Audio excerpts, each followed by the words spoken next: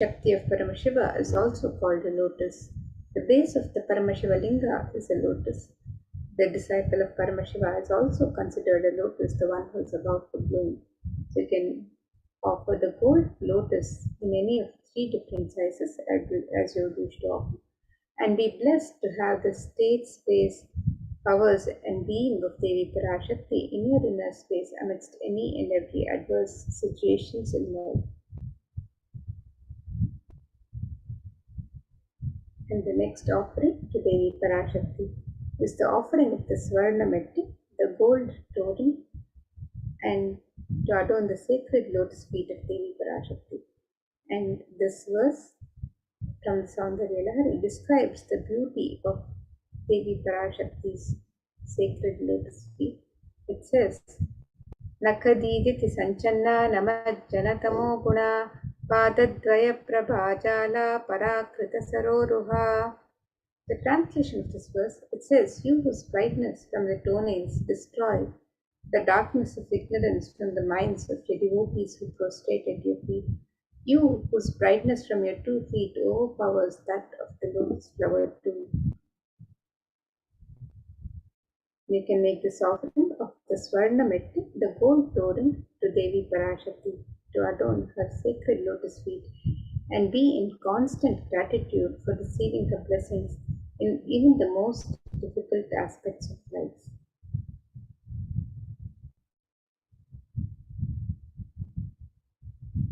And the next offering to Devi Parashakti is the offering of the Swarna Mantika, the gold hairline jewelry. And Devi is described as Sudha Sharabhi Varshini, she who makes the nectar flow in all our nerves from the Sahasrara Chakra, that is, she who gives the very present experience of the ultimate. And the Swati represents the nectar overflowing from the Sahasrara Chakra, which is fully opened with the sacred sentiment of gratitude. So you can make this offering of the Swarna Mantika, the gold hairline jewelry, to Devi Parashakti, sense of achieving the blissful state of overflowing gratitude and the space of complete completion. You can make this offering on the website www.kailasamailer.com/sevas.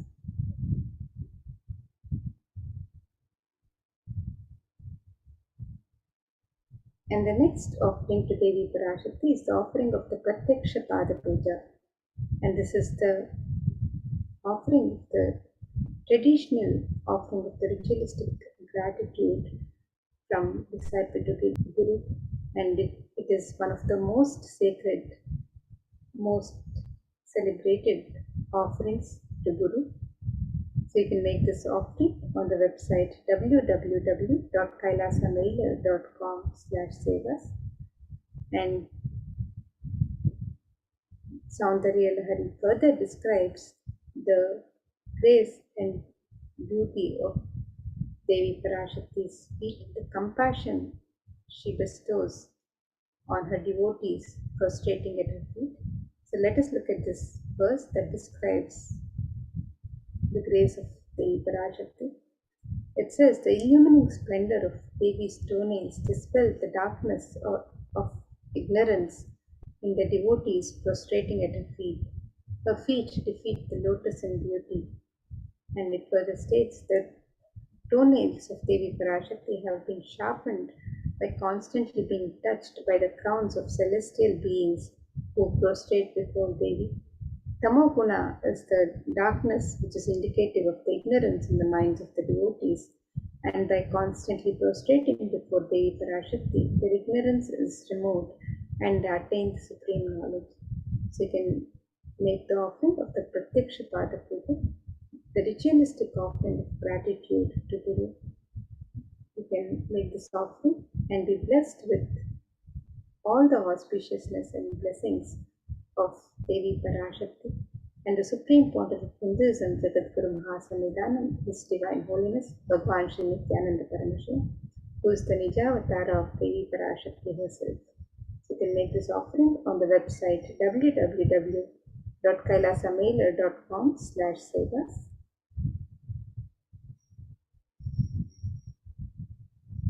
And the next offering to Devi Parashakti is the offering of the Vastra Seva, the sacred cloth offering to Devi Parashakti.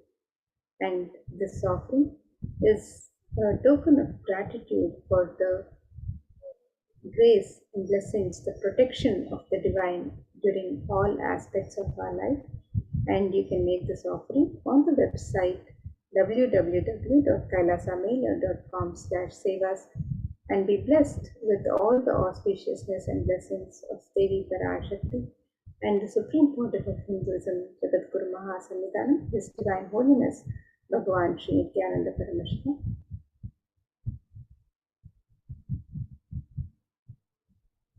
So here you can see a summary of the various offerings that you can offer to Devi Parashakti on the website. The e-hundi offerings can be offered in any amount and in multiple currencies. The Sankalpa chanting, the conscious resolution, you can register for this offering on the website www.kailasamela.com/sevas. You can make the offering of the Devi Sahasranama Swarnakasu, which is the offering of the pure gold coins, each coin inscribed with one of the 1008 sacred names of Devi Parashakti. And you can make this offering in 3 different denominations and any number of coins as you wish to offer. The Mukta Anguti, the gold finger ring embedded with pearl, this offering can be made in 3 different sizes. The Swarna Padma Pushpa, the gold lotus flower to Devi Parashakti. This offering can also be made in 3 different sizes. The Swarna Mitti, the gold flooring to adorn the sacred lotus feet of Devi Parashakti. This offering can also be made on the website www.kailasamela.com/sevas. You can make the offering of the Swarna Mangtika, the gold hairline jewelry which represents the overflowing nectar of gratitude from the Sahasrara. You can make this offering on the website to Devi Parashakti. And the Pratyaksha Pada Puja, which is the traditional offering of gratitude from disciple to Guru, you can register for this seva on the website. And the Vastra Seva, which is the offering of the sacred cloths to Devi Parashakti, you can also register for this traditional seva on the website www.kailasamela.com/sevas. And with that, now let us take a look at the website where we can make all of these offerings.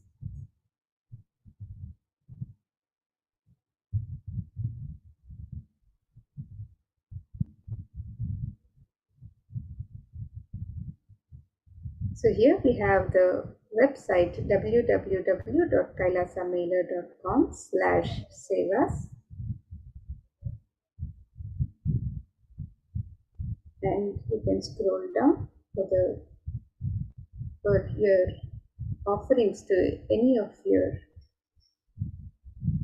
Ishta Devata, any deity that you wish to offer to, or any darshan that you wish to offer to. You can make your offerings on this website www.kailasamela.com/sevas.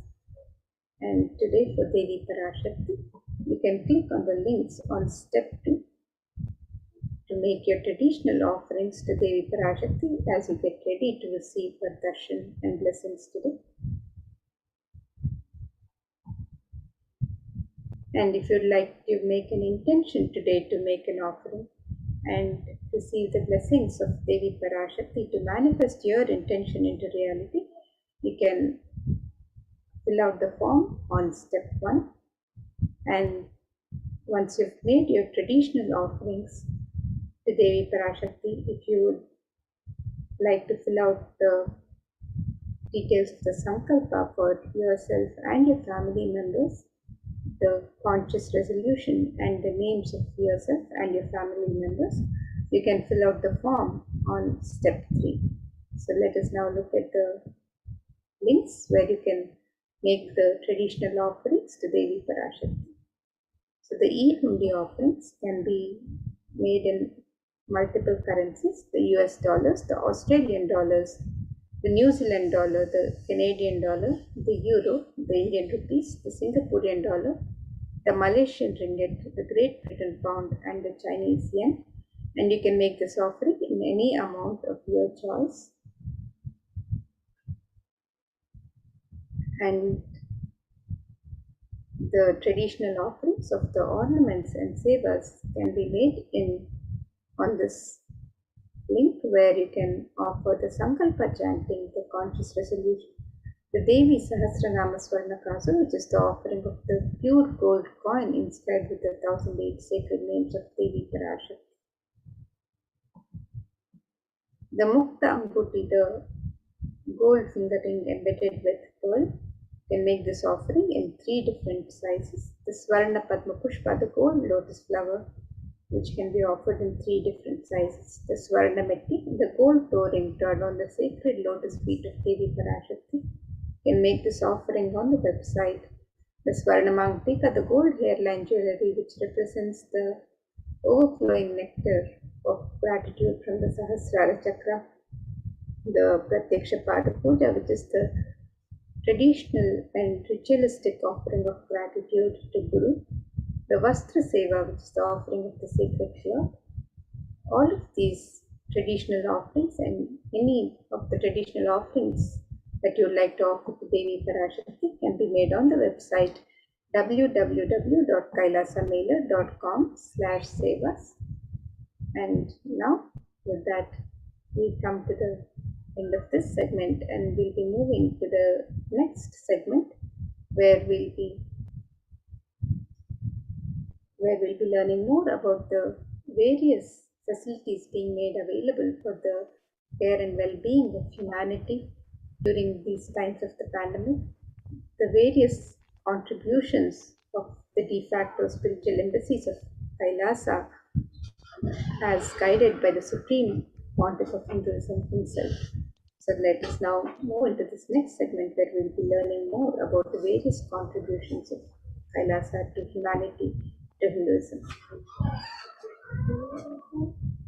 Thank you, Ma Amrita. Nithyanandam, everyone. With the blessings of the Supreme Pontiff of Hinduism, Jagat Guru Mahasannidhanam, His Divine Holiness Bhagwan Nithyananda Paramashivan's blessings. Let's start with the Sadguru Vandanam. Nithyanandam Paramasugadam Kevalam Jnanamurtim Dandvatitam Gagana Sadrisham Tattvamasya Dilaksham Ekam Nityam Vimalamachalam Sarvadi Sakshibhutam Bhavatitam Triguna Rahitam Sadgurum Tam Namami.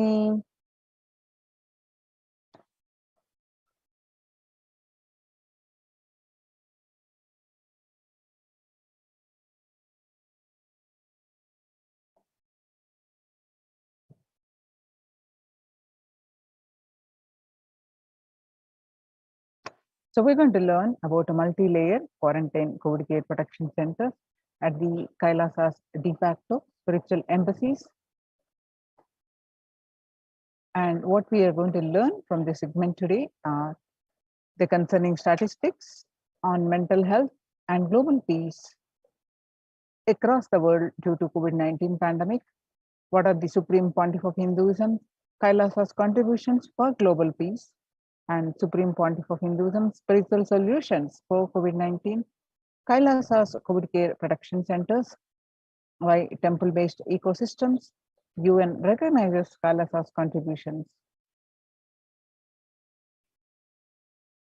Today, people around the world are trying to grapple with the grim reality that the pandemic is far from over.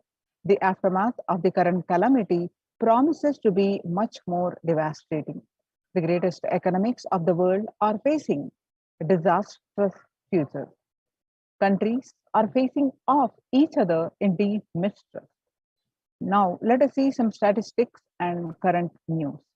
In Australia, the researchers are reported a new record number of coronavirus cases when the country continues to battle the third wave of COVID-19 infections. And World Health Organization makes a big statement on the Delta variant of COVID-19. And the COVID-19 has killed more Americans than the influenza pandemic did. Influenza pandemic of 1918 to 19 did. The 1918 to 19 flu infected about 25% of Americans and killed an estimated 0.65% with 675,000 deaths.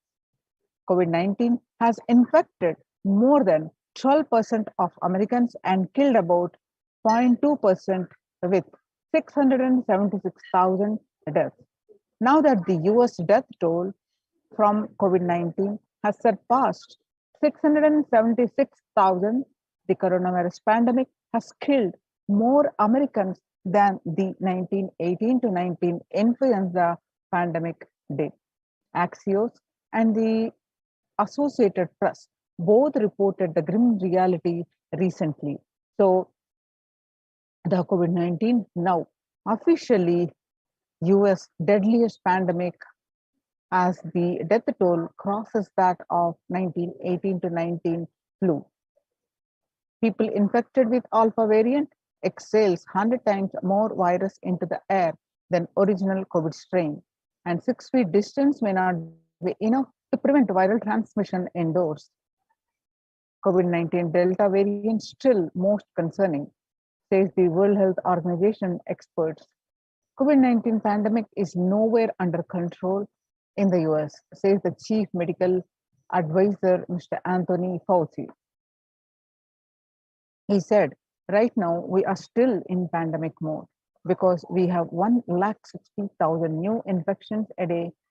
That's not even modestly in good control. In an interview with Axios, the US has reported 40 million COVID-19 since the outbreak of the virus, with over 4 million infections adding up in the past few weeks. The increase in COVID cases comes as the US administration earlier this month announced that it is planning to provide booster shots of the vaccine as the Delta variant has become dominant in the nation and is wreaking havoc. The surge in Delta variant is driven by the low vaccination coverage in many communities across the US, according to the US Center for Disease Control and Prevention. In a country of our size, you can't be hanging around and having 100,000 infections a day. You've got to get well below 10,000 before you start feeling comfortable, Mr. Fauci said. COVID-19 made the world less peaceful. COVID-19 violent incidences and fatalities, January 2020 to April 2021. The increase in violent incidences making the world less peaceful during this pandemic. And younger adults are more reporting symptoms of anxiety and a depressive disorder during the COVID-19 pandemic. The average share of adults reporting symptoms of anxiety and depressive disorders, what it was in 2019 was in a 6 months period was 11%. Now during this pandemic, in just 1 month of beginning of this year, 2021, January 2021, it rose up to 41.1%. Some more statistics confirming the same, that the anxiety and a depressive disorder during the COVID-19 pandemic, younger adults are reporting more than the older adults. Stress in America, a national mental crisis.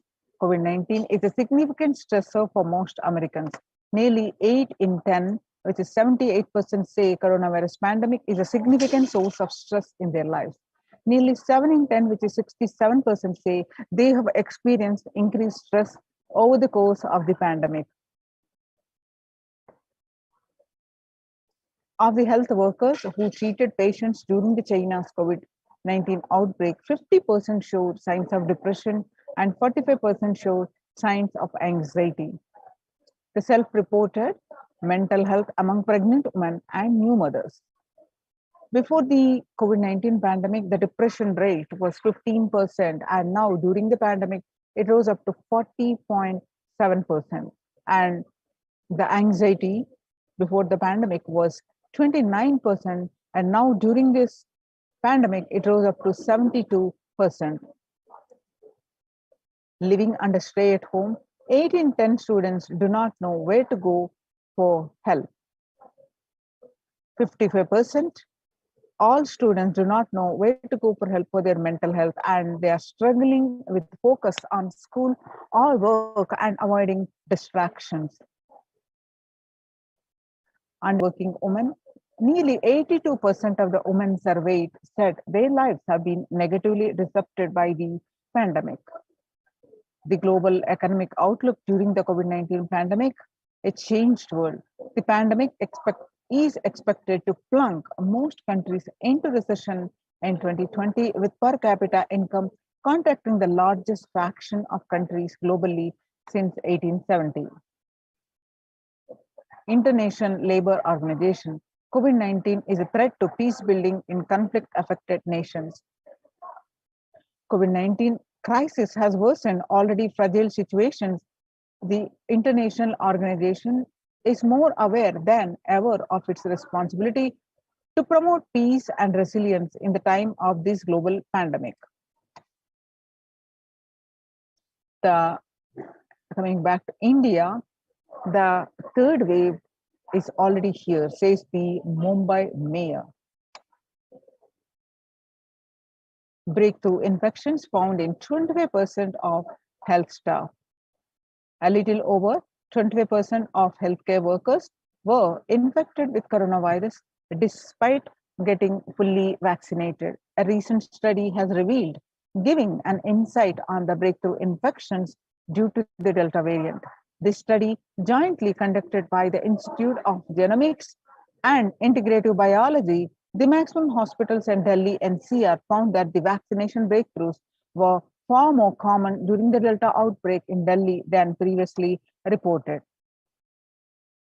The new coronavirus strain known as Mu, which was first identified in Colombia in January, has been designated a variant of interest by the World Health Organization. After being detected in Colombia, Mu, known scientifically as B.1.621, has since been reported in other South American countries and in Europe.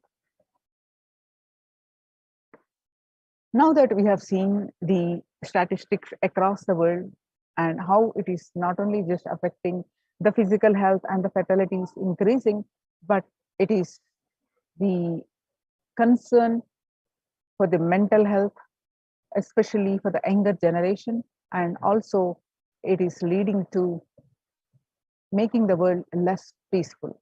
So how to cope up with the current COVID-19 pandemic? It is important to address the COVID pandemic, which is seeing another wave, destroying many more lives.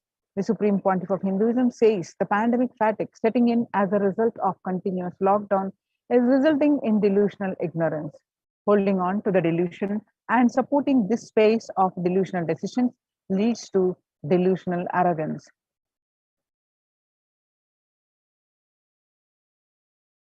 The global COVID virus pandemic has left the whole world desperately looking for answers.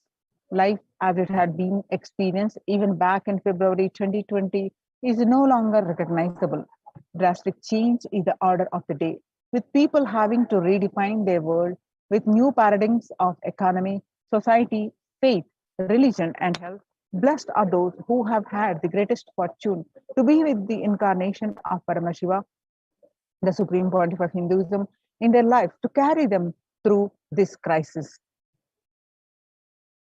Join the Kailasa's COVID care production centers. Register now through the link below, especially if you are in India. https://kailasa.org/kailasa care. Sustainable developmental goals. Making peace with nature is possible. If we start now, making peace with nature is possible.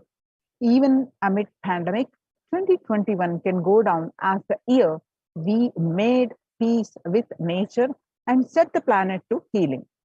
Our environmental, social, economic challenges are interlinked.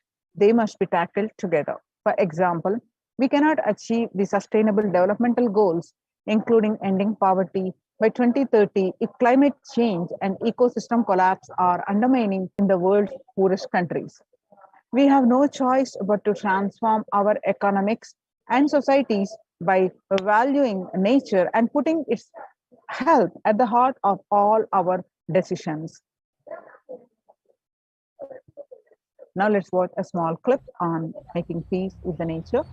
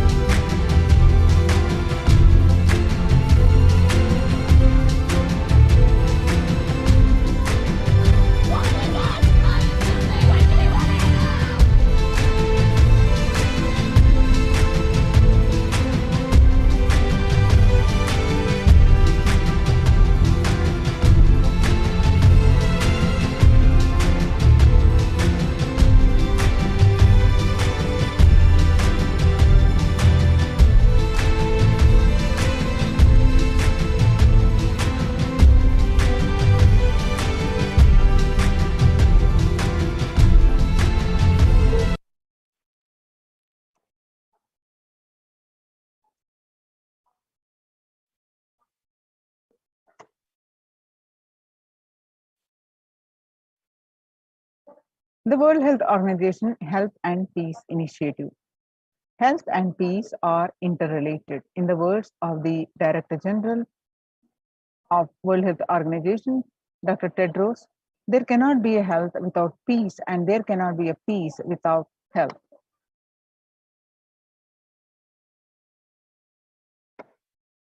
United States Institute of Peace.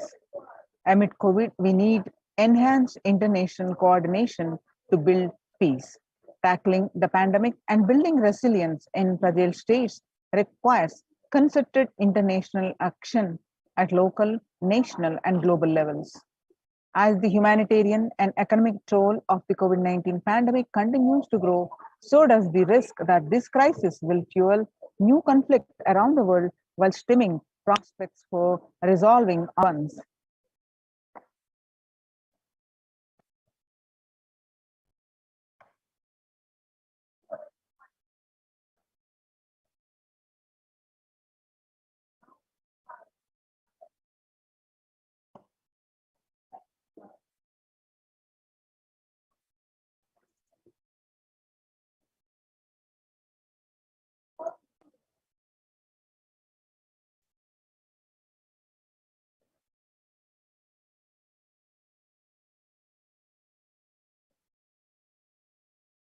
Stronger health systems and universal health coverage must be a priority. Remarks to the General Assembly special session in response to the COVID 19 pandemic. For the first time since 1945, the entire world is confronted by a common threat, regardless of nationality, ethnicity, or faith.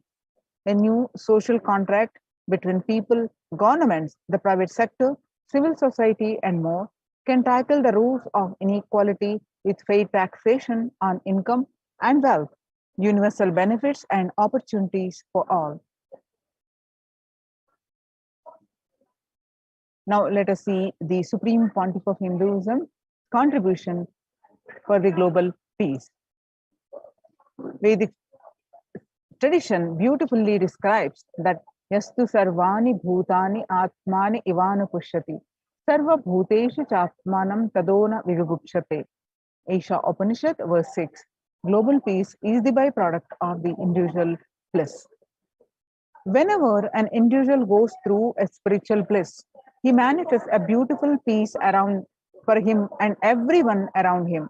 If he is powerful enough, he moves the whole city and manifests peace. He is more powerful, he moves the whole village or the whole country. If he is powerful enough, like incarnation, he moves the whole world and manifests peace for them. The global peace is the byproduct of the individual bliss.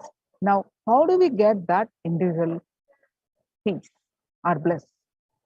By practicing unclutching, by practicing completion. Now, let us listen from the Supreme Pontiff of Hinduism explaining in detail about how do we practice completion.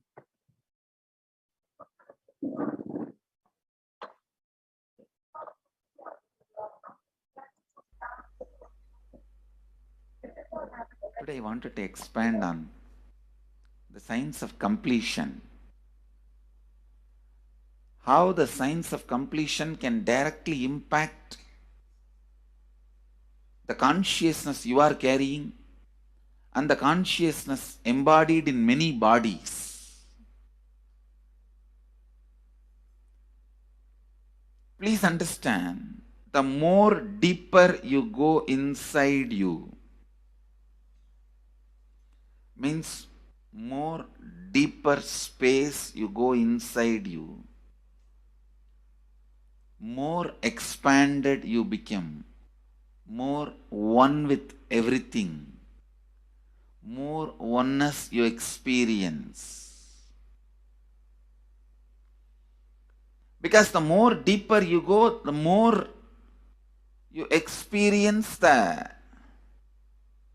unified field of consciousness. Various words are used.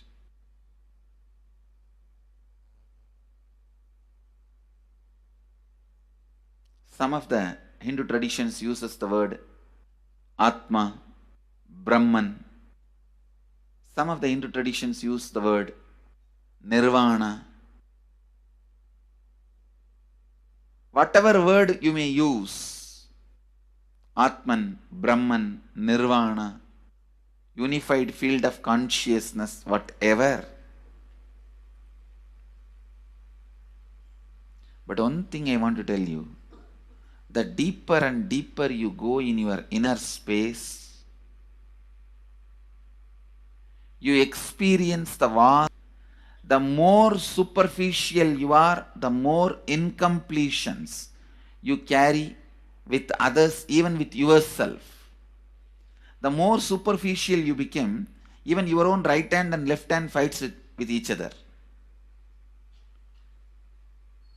Different parts of you fights with you. Different thoughts of you fights with you. Even you fight with you, the more superficial you go, the more deeper you start traveling. First, you get integrated. The you fighting with you stops. Then, the people around you get integrated. They fighting with you stops.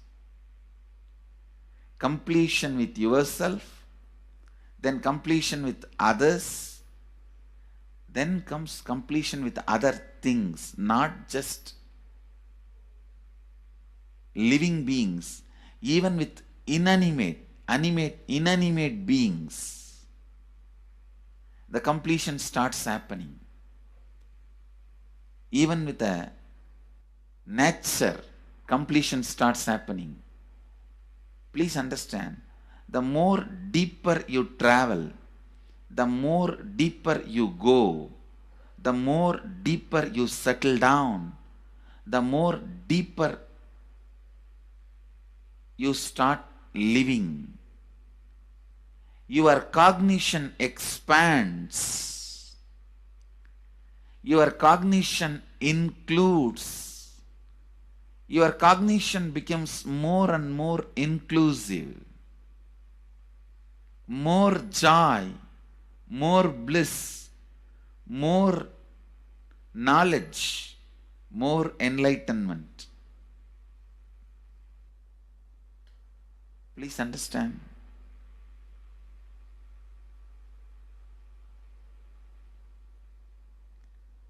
The more and more completion happens in you, you will see everyone around you feels complete with you. That is why I am saying, whether they have body or they are disembodied, in the deepest corners of your being, deepermost layers of your being, deepest parts of your being, you experience such powerful awareness, such joy.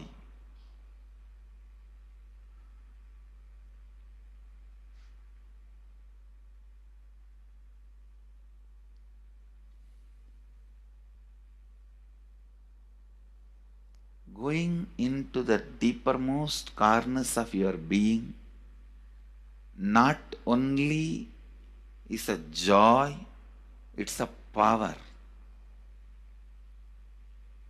Because suddenly you will see everybody around you, everything around you listens to you. It really becomes a vibrant power where the tendency to exploit is not there. Listen, that's a very important thing. Power without the tendency to exploit. Because as long as you feel the other person is separate from you, when you get the power, it will always be used for exploiting. Because the other person is separate from you, then naturally what you will feel? Let me suck all the possible energy, intelligence, time, talent, treasure. But when you feel the other person is your own extension, you will see, you will be showering so much, enriching so much. The power you have will not be exploiting, it will be enriching. I tell you, even if death comes at this moment, I can tell you very clearly, I can face the death directly and tell the death, I have enriched every human being more than what I received from anybody. I have given to every human being whom I met in my life more than what I received from them. My accounts is clear. I am ready. Come on, let's go. My accounts is clear. I don't have debt. No credit card money to be paid, loans to be paid, no debit card, no credit card. My accounts is clear. Understand, when you feel everyone is your extension, the power given to you, the power you gain, see, any living is power. Powerful way. Even in that, you will become powerful. So any lifestyle you choose, you will get power in that field. Whether it is exploiting or enriching, murdering or raping or go on serving. Whatever lifestyle you choose, living is power. When you go into the deepermost core of your being and start living based on completion, I tell you,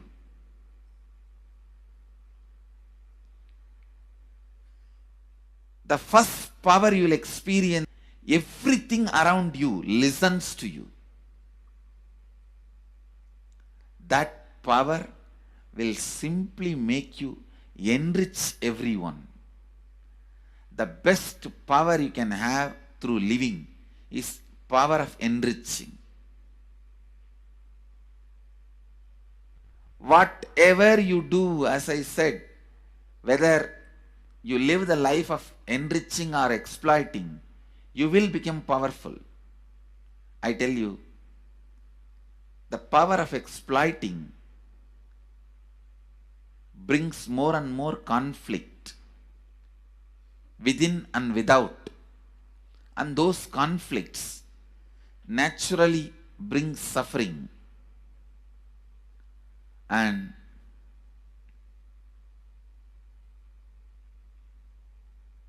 the power of enriching brings more and more completion in you and in others. This full month, Nithyananda Sangha all over the world.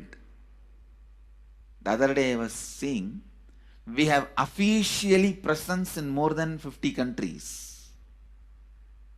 As devotees, group of devotees, we have presence in 100 countries. All over the world, we are going to celebrate this whole month for Global Peace Month, impacting global peace. All of us this whole month will live completion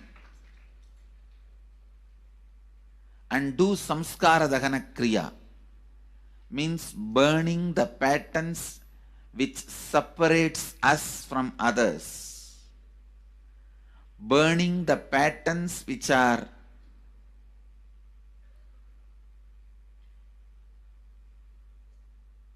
constantly keeping us in a superficial level. All over the world, we will be doing samskara dahana kriya, burning our patterns and leading us to more and more completion. And we also have special 3 Nitya Dhyana Yoga program teaching people science of completion and facilitating samskara dahana kriya. This month, 20th, 21st and 22nd,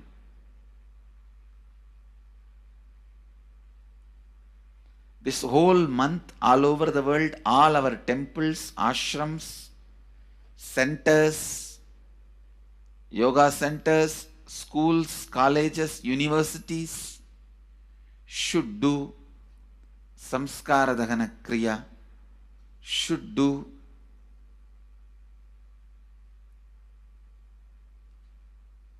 the practice of burning all the incompletions and patterns which leads to conflicts, bringing more and more peace inside us and outside us, spreading peace. This whole month, let's impact global peace. Let us really contribute to the global peace, not just talking about it. Let's do it. Let's do it. Not just talking about it. Let's do it. Even if you teach the samskara dahana kriya to 50 people in each area, each place where we have centers, ashrams, temples, two-way centers, yoga centers, even 50 people, each Tanidar teaches, enriches them with this science. The amount of suffering and negative waves, negative vibes reduction can contribute so much to the world. Please understand. One positive person can burn millions people negativity. Experientially, with evidence we proved, one positive person has already burnt at least 20 million people's negativity in last 10 years and brought peace. So each one of you, if you stand up as one positive being, one authentic, responsible, enriching being.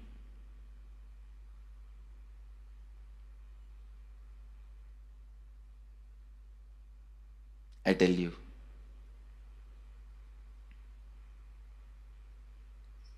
we can do so much to the world. It will be better place than the time we entered. When we leave, it should be better place. That's all. When we leave the earth, it should be better place. So understand, inner peace is your birthright. Go to the depths of your being. Bring more and more completion into you. Completion with others. And start living Advaita. Today in the Inner Awakening session, it's all about completion with others. So last 6 days, literally, you worked so much, one by one by one by one by one, layer by layer by layer by layer. The completion with yourself.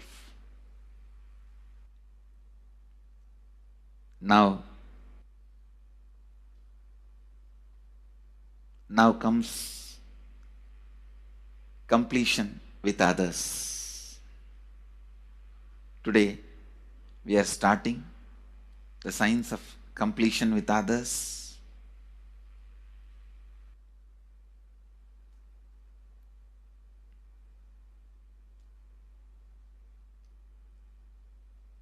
It's one of the most powerful science. Does so much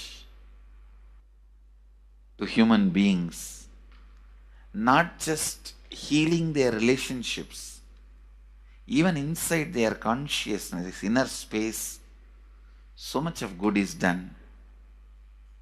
So much of awakening is done.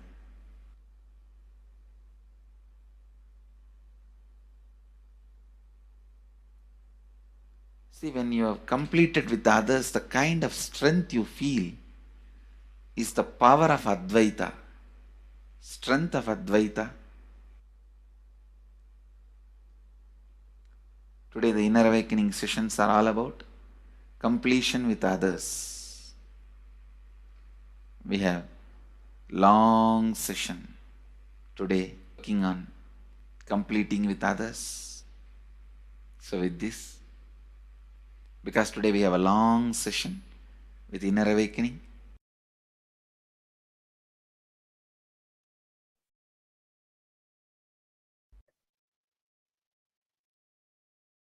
Now, let us listen from the Supreme Pontiff of Hinduism that self-transformation is the secret to achieve the global peace.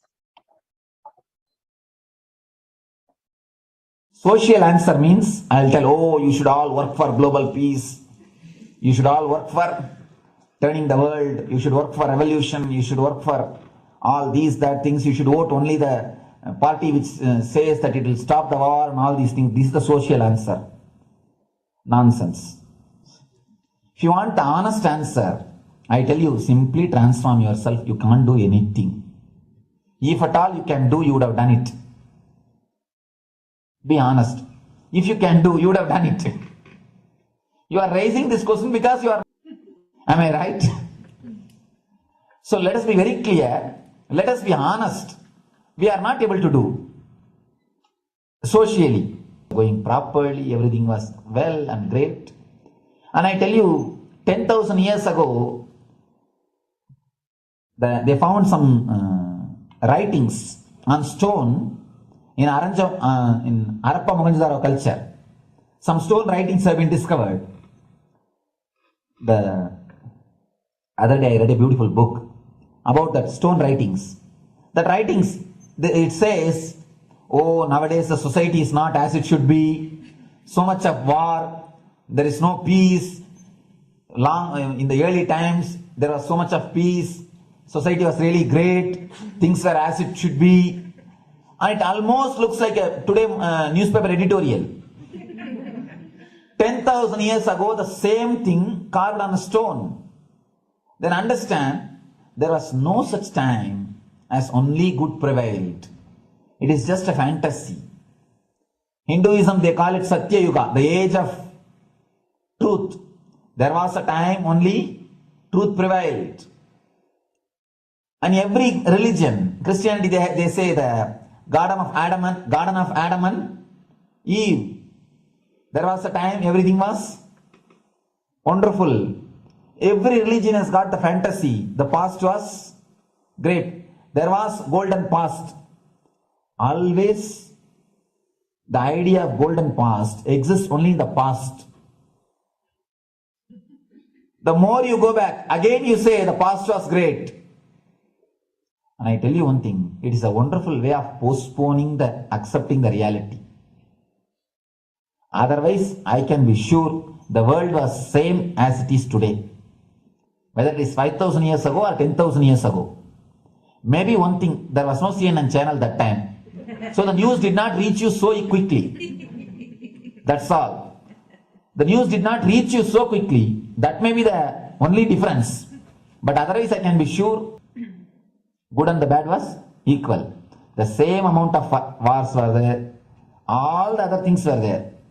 You read the Puranas, the mythological stories of India, you see enough of things. Enough of dirty things. More. And if you see completely the Puranas or the Hindu scriptures, there are a lot of things much worse than modern day. The criminal activities or bad things or negative things, whatever you say, all this stuff. And never think only present day is corrupted or violent. In the ancient days also, all these things were there. Only one thing was not there, the CNN news or the internet. So the news did not reach you. But otherwise I can tell you, enough the good and bad was there. It always will exist. It will exist. All you can do is, if you awaken yourself, if you reach the enlightenment state, you can go beyond it. And I tell you, enlightenment is the only service you can do to the society. Just become enlightened so that you will reduce the negativity. Now, as of now, you are also the part of negative group. Naturally, we will be a negative group. As long as we are unenlightened, we will be the part of collective negative consciousness. So if you become enlightened, at least you will reduce your weight. That's the only thing we can do. Nothing else can be done. So all I request you to do is just become enlightened. Realize that you are a lion. That's the only way to help yourself and the society. Otherwise, all revolutions, you see, all revolution again end up as one more tradition. In last 2000 years, 3000 wars have happened in the humanity. In 2000 years, 3000 wars. Human beings have not done anything except doing wars, except fighting. Everybody claims he wants to do revolution. He wants to spread peace. You see, every country claims their army is a defensive army. Then who is offending? Tell me. Every country says defensive army. Then who is offending? These are all just, games. The idea of peace is a pure game. Everybody wants to spread the peace according to them, not according to the other person. They want peace according to them. The other day I was in one interreligious gathering. One guy is preaching, let all of you convert to my religion so that we will not have fight. He wants peace the way in which he wanted, not the way in which. And there's a beautiful saying, the sword of Muhammad, it is written, peace alone should survive, something like that. He has written some statement about the peace on the sword. We all take sword to spread the peace. So no revolution is going to help. Because in the last 2000 years, 3,000 revolutions have happened, but still world is same. I think much worse. So no revolution is going to help. Only individual evolution is going to help. So be very clear. Instead of working in the outer world, start working in the inner world. That will help you and society some way. Social answer means I'll tell. Social answer means I'll tell. Oh, you should all.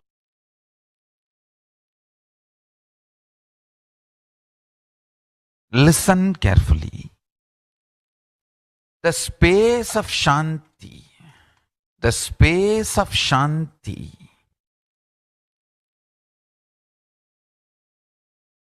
is where Kailasa grows. Listen carefully. Deep powerfulness of peace or peace-centered powerfulness is the ground, breeding ground for Paramashivatva to manifest. Please understand. Like how pure mirror reflects everything, pure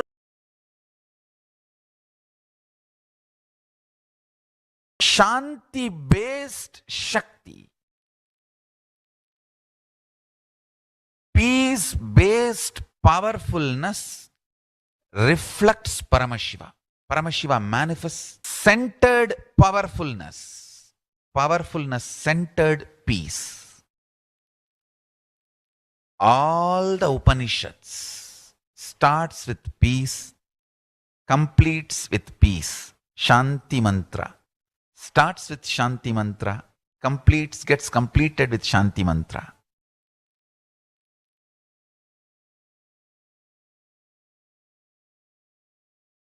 Peace-based powerfulness is a fundamental requirement for Paramashivatva to manifest. That is why people who don't want us to manifest Paramashivatva or power manifestation do not want to allow the peace in our life or do not want peace in our campus. Understand? But only if you are peaceful, which cannot be shaken even by the demons and devils and rakshasas, we can be in eternal peace. So, remember this very clearly.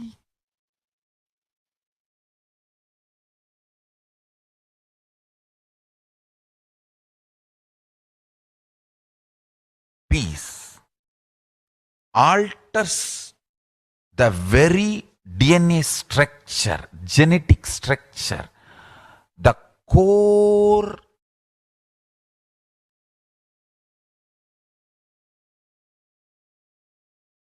Anu Mahat structure. Understand? Anoraniyan Mahato Mahiyan. The consciousness in you is atom inside the atom, Mahat more than Mahat. That Anoraniyan Mahato Mahiyan. That consciousness starts growing in you with more and more peace-based powerfulness developing in you. Nothing can be compared to unclutching. Spend more and more time, energy in unclutching. It will never be wasted. Time spent on unclutching is the most productive time for you in your life, because unclutching completely makes you altogether a different material. Understand?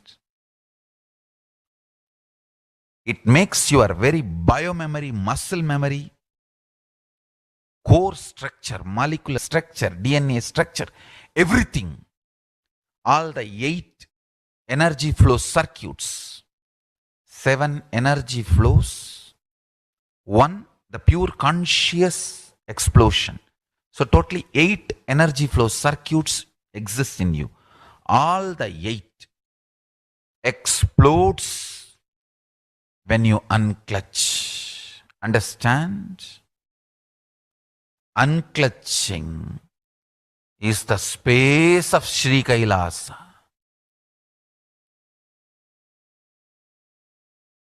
Listen carefully. Listen. Every chanting, every prayer in Hinduism ends with Shanti, Shanti, Shanti 3 times. Means peace, peace, peace. Hinduism is the real religion. Loving peace, living peace. Individual level, social level, global level. Understand? Hinduism lasts all its 56 nations, 200 states, 10,000 kingdoms, samsthanas, is not a loss to Hinduism, it is a loss to planet Earth, human beings. Wherever Hinduism is practiced, kept alive, the ideal of global peace is kept alive. Just do this one simple statistics. You yourself study. Google and study. Take the top 10 religions and list how many people they converted in last 200 years, how many people they killed. List for each religion. I can be 200% sure. You yourself will realize Hinduism is the most peace-loving and peace-living religion, neither conversion nor terrorism. Neither conversion nor terrorism. Being the supreme pontiff of the most peace-loving, peace-living religion, I give you all my blessings on this International Peace Day. Understand? It is we Hindus need to keep the global peace as a living possibility, and we need to make this global peace as reality. Just talking about global peace will not work. Working for global peace only is the responsibility of the real living Hindu. Anyone who wants to claim themselves as a Hindu or practicing Hindu should work for global peace. Global peace is our responsibility. Every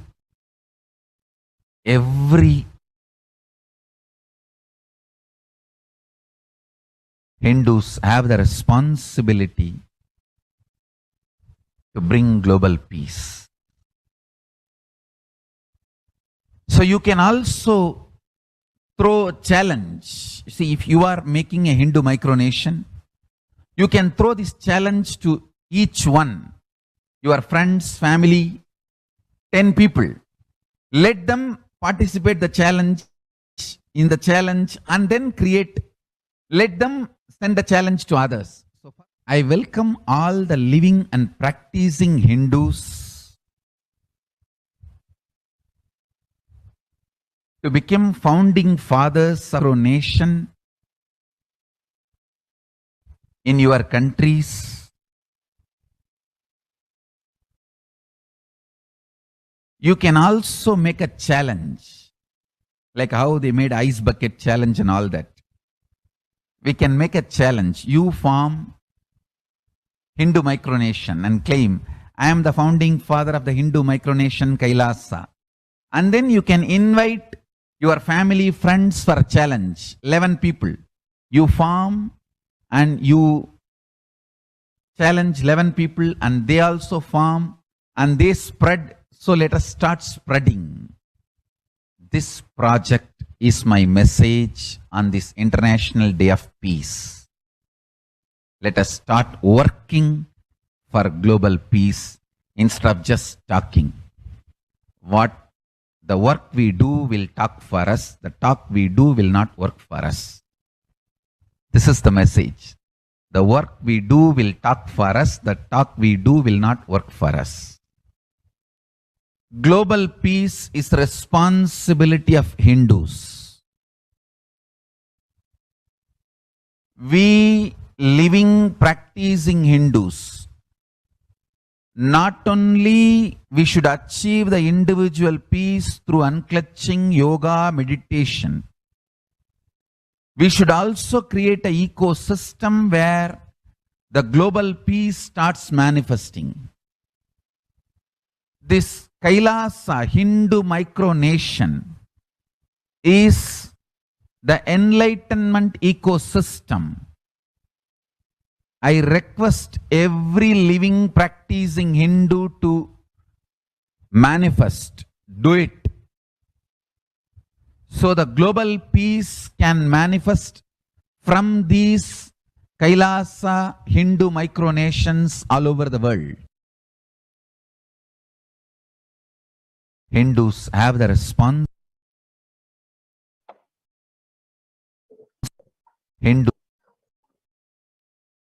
Now let us see the Supreme Pontiff of Hinduism contribution for a super consciousness breakthrough and the global peace.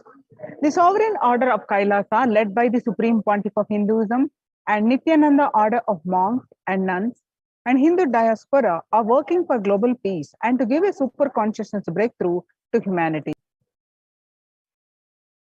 It is the Supreme Pontiff of Hinduism's mission to revive a conscious world where the global issues at the climate, economic, social, health, and humanitarian levels cease to exist from their very root, turning the problems of poverty, hunger, violence, discrimination into powerful living through the experience of oneness. The Supreme Pontiff of Hinduism has been working from the very grassroots level to usher in an era of peace at all levels, individual, societal, national, and global. His deep insights into the workings of the human mind, body, emotions have enabled him to powerfully and directly address various social and emotional problems facing humanity today. Some of the ways that the Supreme Pontiff of Hinduism provides spiritual solutions to combat the pandemic and other issues. Since the beginning of the global lockdown, the amount of contribution and activism of Kailasa has increased multifold. Through the Paramashivoham program, bringing super consciousness breakthrough to the whole humanity by starting the Akhanda Nirvikalpa Samadhi Jnana Yajna and contributing almost 3 million minutes now. Paramashiva Sankalpa chanting, the sacred Sanskrit mantra chanting to heal 24/7 via Zoom sessions. Spiritual healing to one and all 24/7. Helping humanity to cope up with insecurity, fear, disease by empowering individuals to heal themselves, learn to cope up emotions like depression and tough situations in relationships.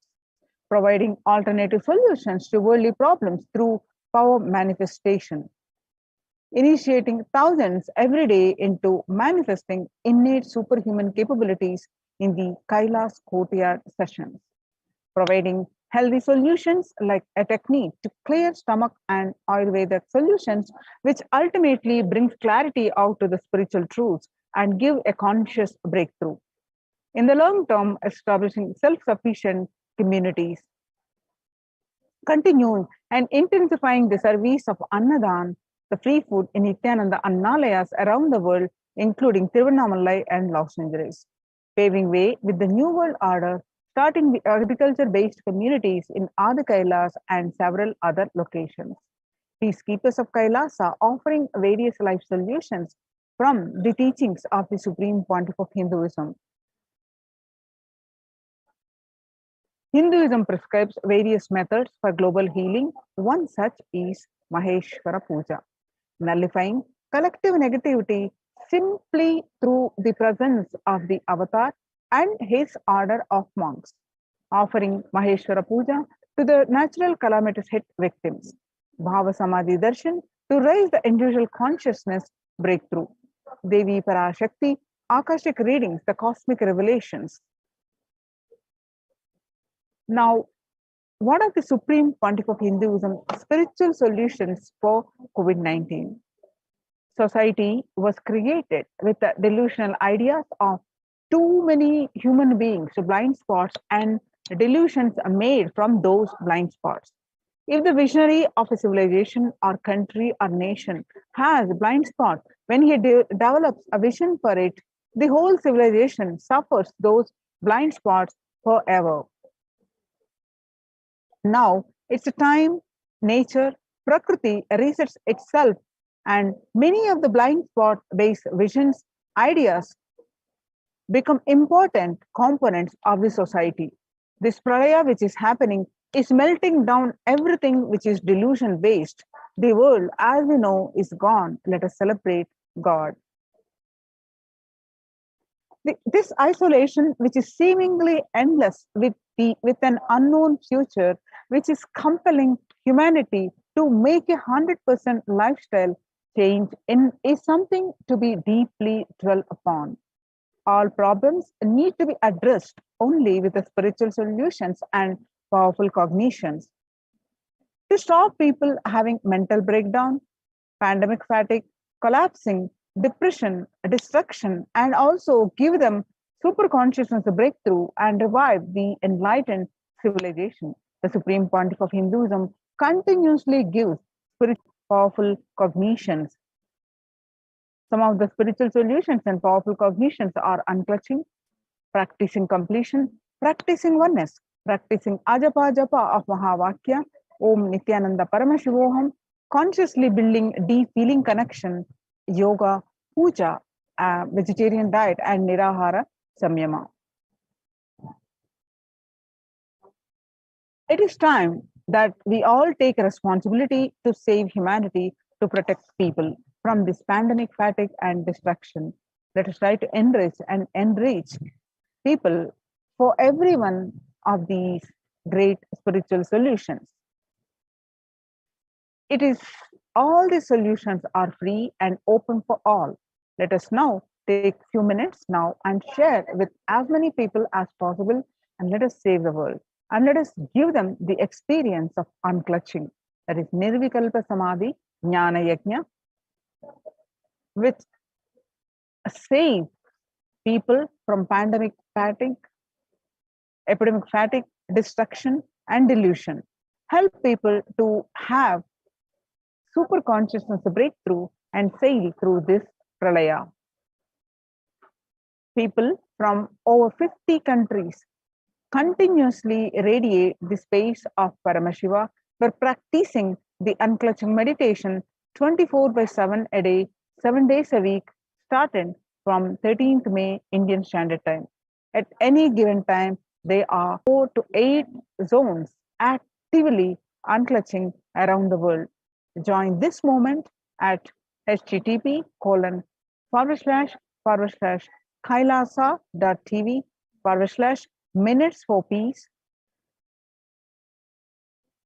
The life solutions based on the ancient Hindu tradition, the meditation, yoga techniques from the scriptures, the cognitions rooted in the highest truth, the lifestyle based on living and radiating the higher values of life and powerful way of living and realizing one's ultimate potential form the foundation of the Supreme Pontiff of Hinduism's teachings, which by their inherent nature provide the foundation for peace on planet Earth.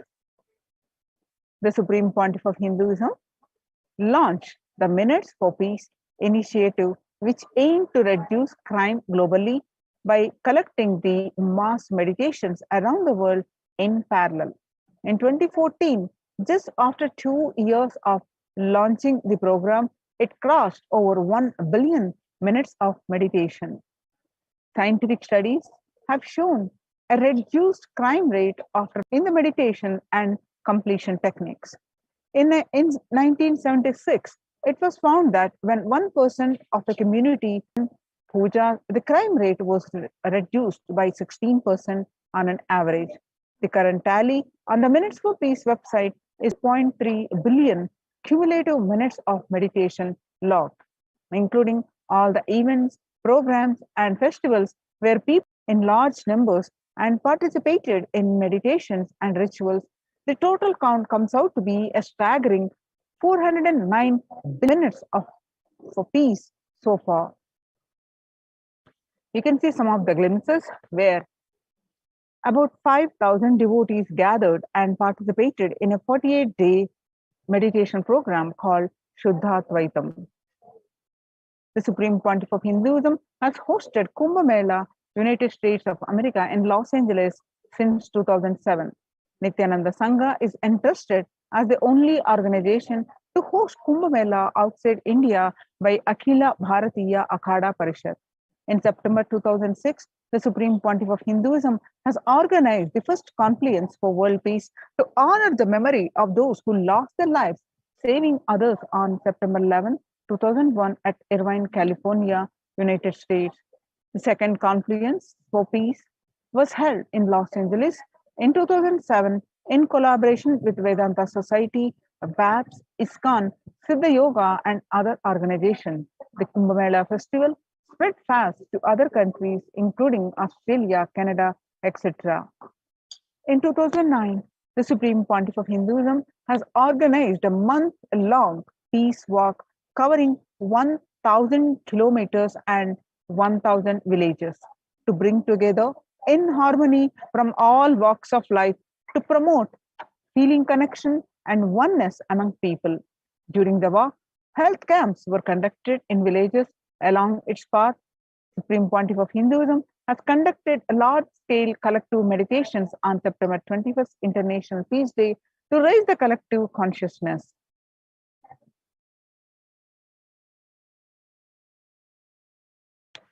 One of the greatest contributions that the Supreme Pontiff of Hinduism is doing is initiating thousands into sannyas. Sannyas is our social responsibility. Let us save Hinduism and humanity. The Supreme Pontiff of Hinduism has revitalized the monastic tradition of sannyas by initiating hundreds of people into the Nithyananda monastic order. The all-renouncing monks contribute the best things to human civilization, living their life with the cognition that life is for others. These monks and nuns act as the harbingers of peace and empowerment for the human society distraught with violence of life negativity.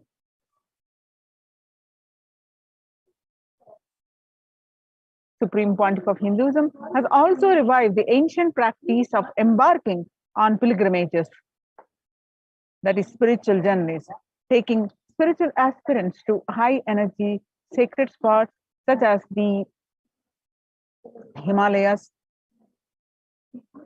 Kailas, Varanasi, Angkor Wat in Cambodia, and various powerful temples of India. Even though prevalent in India, this practice is rapidly losing its original context, turning into a recreational family vacation. Reviving the original spiritual context, the Supreme Pontiff of Hinduism has made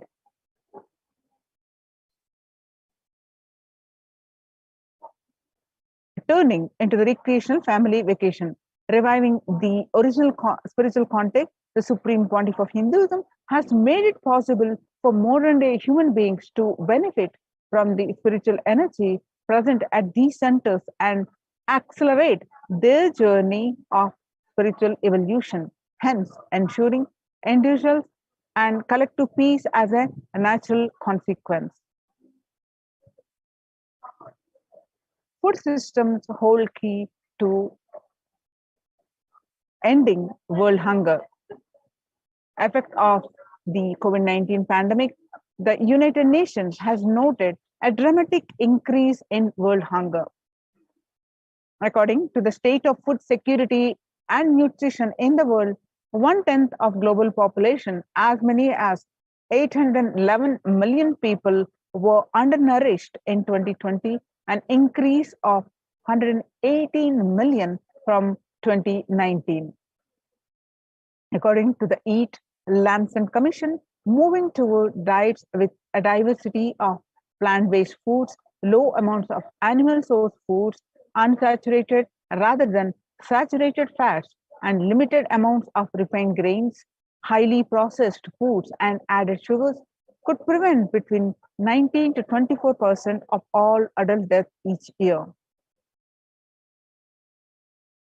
Under the Red Home Project, that is No Hunger Project, through the Annalayas, that is food donation centers, at the de facto spiritual embassies of Kailasa worldwide, under the guidance of the Supreme Pontiff of Hinduism, have served over 5 billion organic, sattvic, vegetarian meals so far. Giving free food to all the citizens is the economic policy of Kailasa, deriving the reference from the Vedas and Agamas.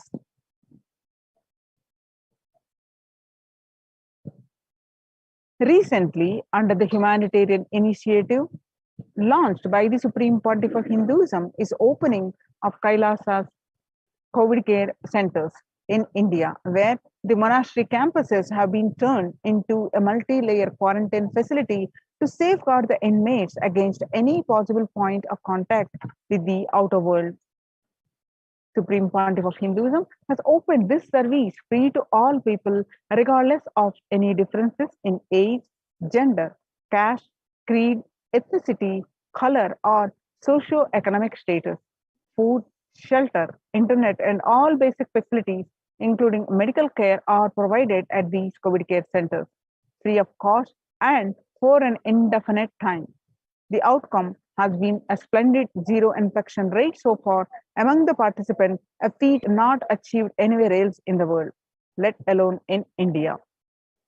This response model of handling the COVID-19 pandemic at a community level, along with guidelines and recommendations for government, has been recognized and accepted by the United Nations as well. You can see some of the glimpses where the participants of COVID care program offered by the Supreme Pontiff of Hinduism are enjoying a healthy, blissful, spiritual lifestyle in multi-layered program. They enjoy the stress-free time following a spiritual morning routine, doing yoga, doing puja, temple sevas, kara sevas, and celebrating festivals. And that not only they enjoy joy, peace, bliss, and conscious breakthrough.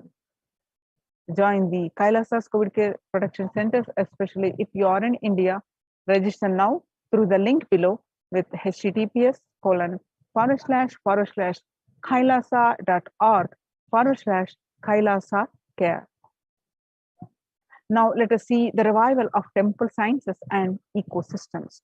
All these COVID care centers and all the various programs are offered at the de facto spiritual embassies, which are now, especially in India, are converted into COVID care centers. And they are basically temple-based ecosystem. The Supreme Pontiff of Hinduism has been reviving the temple-based ecosystem. So let's understand the science behind these temple-based ecosystems. Especially now, in the times when the COVID-19 is rampant and the ancient temples are in a risk of widespread corona disease, the devotees of these temples were visiting and having darshan of their gods and goddesses for thousands of years. Yet all these ancient sacred sentiments have come to a harming halt after the lockdowns have taken place. The religious fervor of the devotees is being lost due to the pandemic. The Supreme Pontiff of Hinduism is revisiting the e-Kailasa ecosystem and bringing all the ancient traditions of the online platforms on Kailasa TV, YouTube, and Facebook. Now let's listen from the Supreme Pontiff of Hinduism that the he explains about the samples.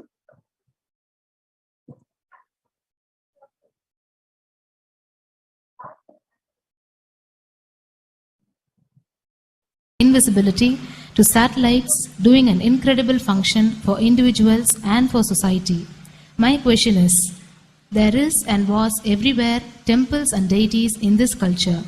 Anybody coming from outside just wonder, is this just sentimental carved stones worshipping culture or just artistic sculpture?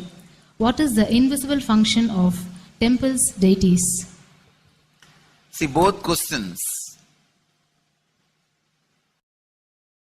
same answer. That is the reason I wanted to answer both the questions together. Modern day dish TVs, antennas, mobile towers, all of them work in the level of certain frequency where the words, pictures, visuals can be transmitted. See, the verbalization and visualization, names and forms can be transmitted from one place to another place through these mobile towers, dish TV antennas. But the temple towers are created to transmit super consciousness from one place to another place. Please understand. In Meenakshi's time, there was television, conscious television. It used to be in stone slab. And if you just sit in front of that stone TV, meditate, connect with Meenakshi, she will appear live and answer whatever you want. So each of the stone slabs only slowly later on became deities. You can see in our temples this happening. The TVs in which I am appearing and speaking are slowly becoming deities. They are receiving worship. Flowers are offered to it. Aarti is done to it. Incense is given to it.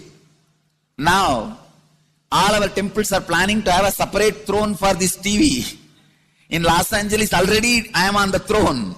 The TV is in the throne. The TV, in which people are seeing me, have already become deity. Same way, please understand, the stones through which people are able to connect with the super consciousness have become deities. Same way, all our temples, deities, everything is a connecting mechanism with super consciousness.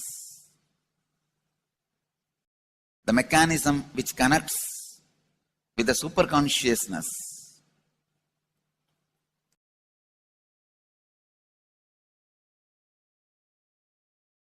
Please understand,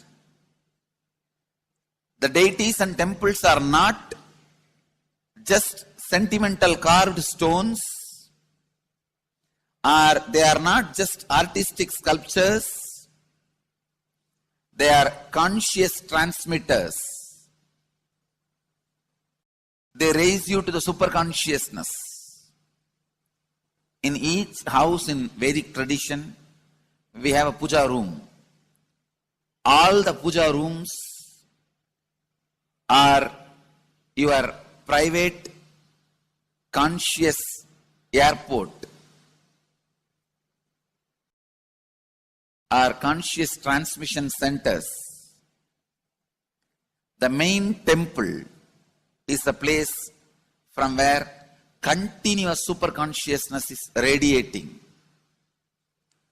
So if you just sit and connect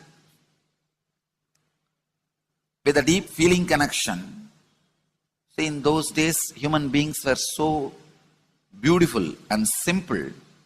Just remembering the name of the deity is enough. They are already in connection with the deity. That feeling connection.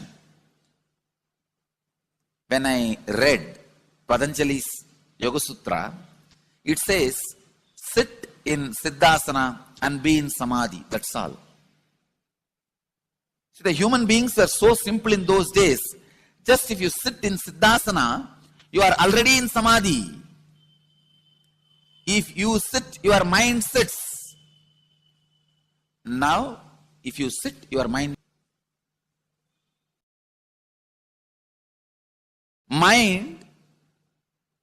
is completely away from the body. In those days,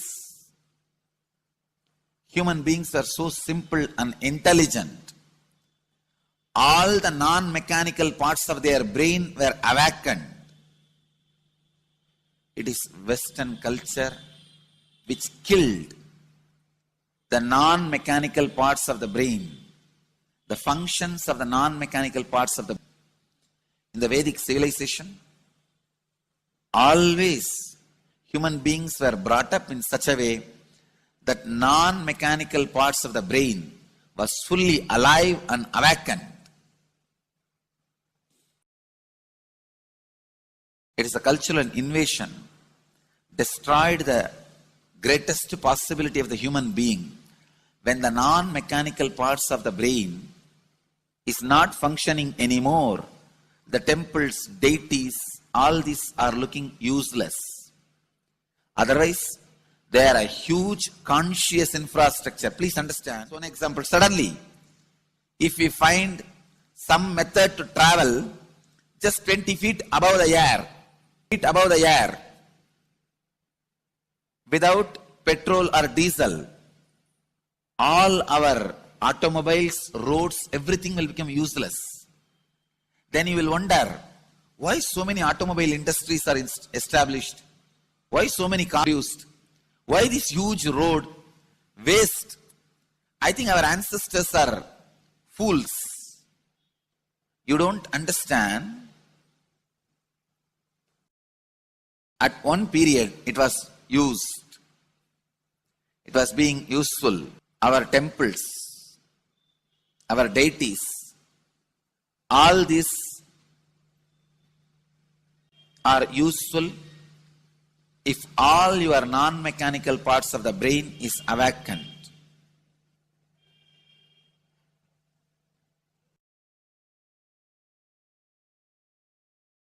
Unclutching is the process to awaken your non-mechanical parts of the brain. When your non-mechanical parts of the brain is awakened, you will understand temples, deities, how useful they are, how directly useful they are, how they are part of our life, how they enrich our life, and how they make human beings intelligent, enlightened. These are the methods created to create enlightened civilization.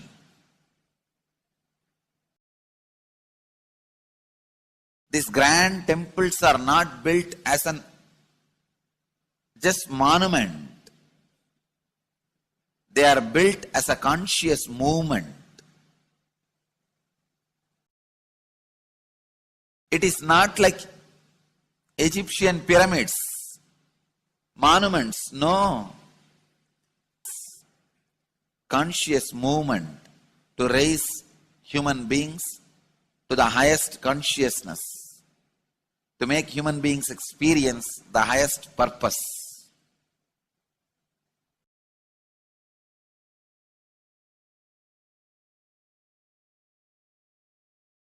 Understand, unclutch, use the temples to achieve the highestness.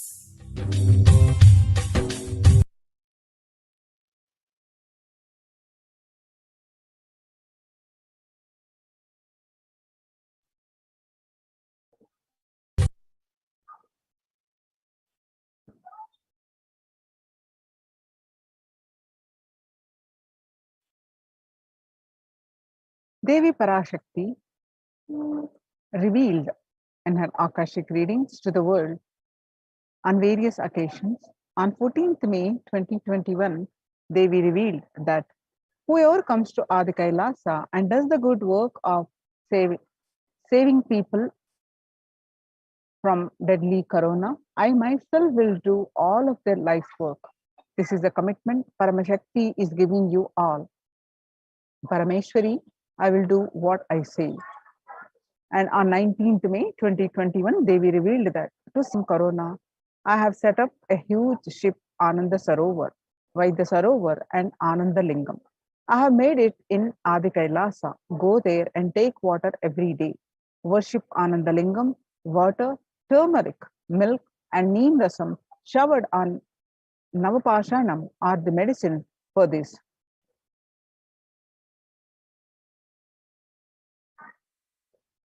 For saving life, go to Adi Kailasa. Best life is there. Before Corona takes your life away, go to Adi Kailasa and save your life.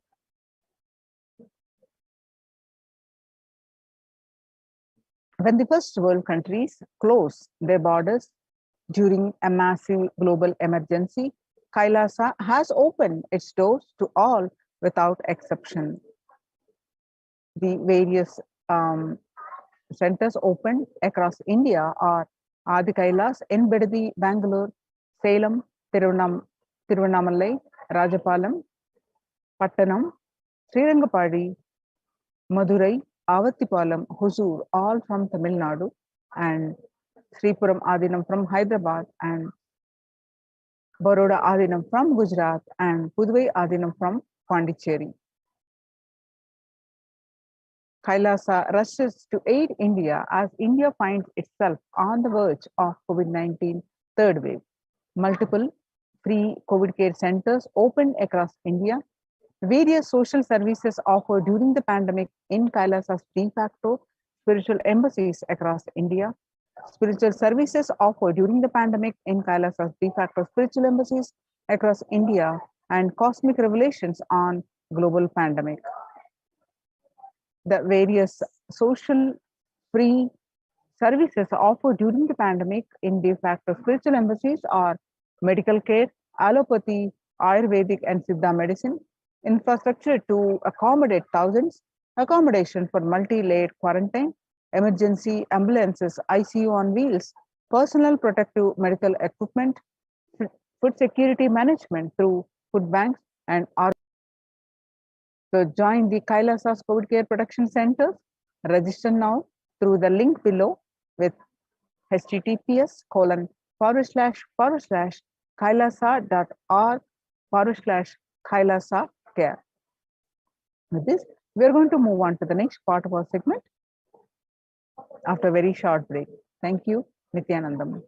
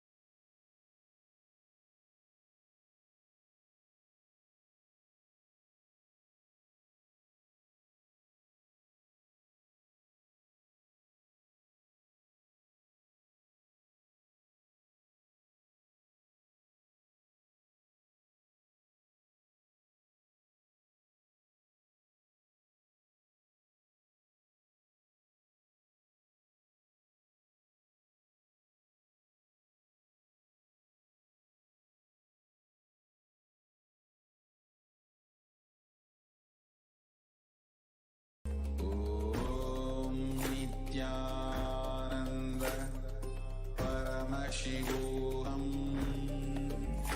Om Nithyananda Paramashivoham.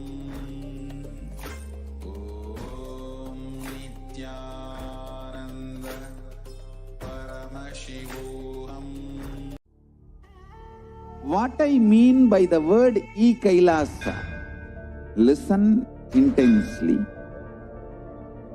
Enlightenment ecosystem, literally enlightenment itself, in your own home, wherever you are.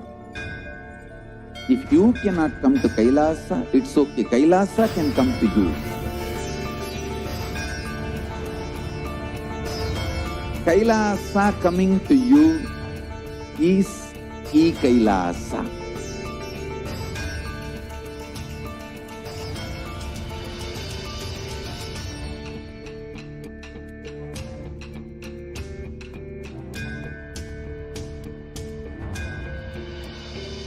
I will revive Hinduism. I am a Hindu revivalist, not by any revolution, but by evolution.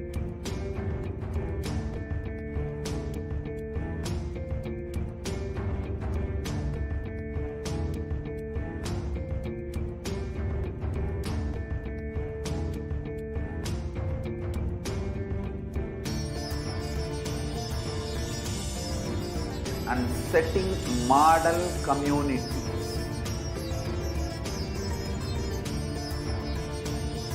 Kailasas, enlightenment ecosystems, Sarvanya Pitas all over the world.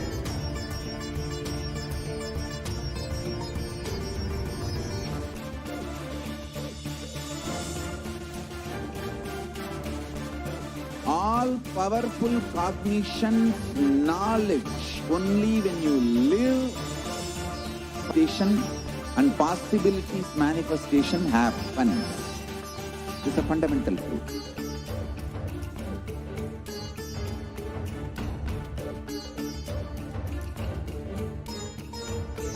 Hinduism cannot live exclusively as one sampradaya. No. All sampradayas of Hinduism is an ecosystem.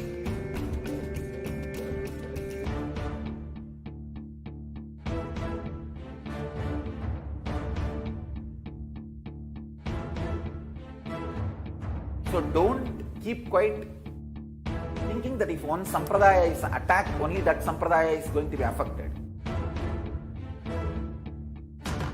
All of us are ecosystem.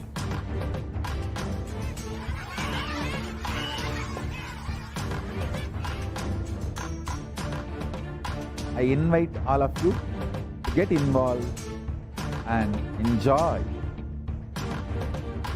Hinduism by the principle of Dharmo Rakshati Rakshitaha.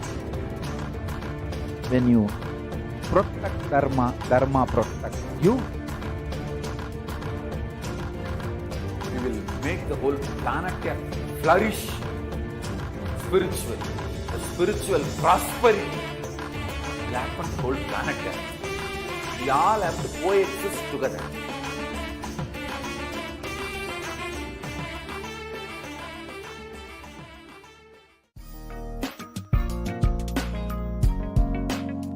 We get you health. We get you ability to build beautiful relationships in your life. We get you direct spiritual support, and we make sure you become wealthy.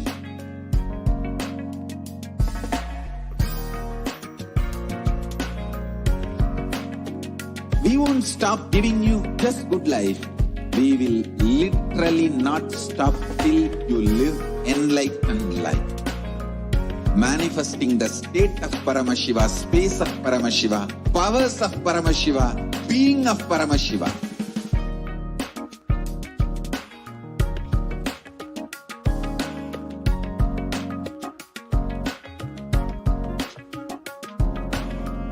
Whole world should become e-Kailasians. I want the whole world to know Hindus have some great to contribute to the world.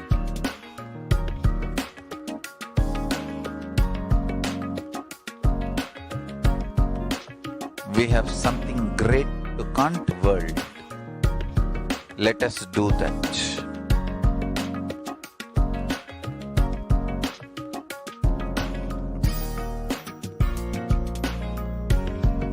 E-Kailasa is proper customized spiritual service helping you to identify your root patterns of suffering.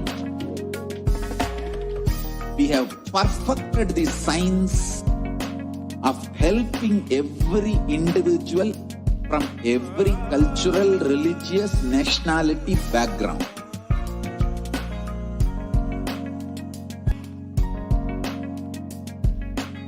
You will have lowest reactionary assumptions, highest awakened response, alive response for life continuously.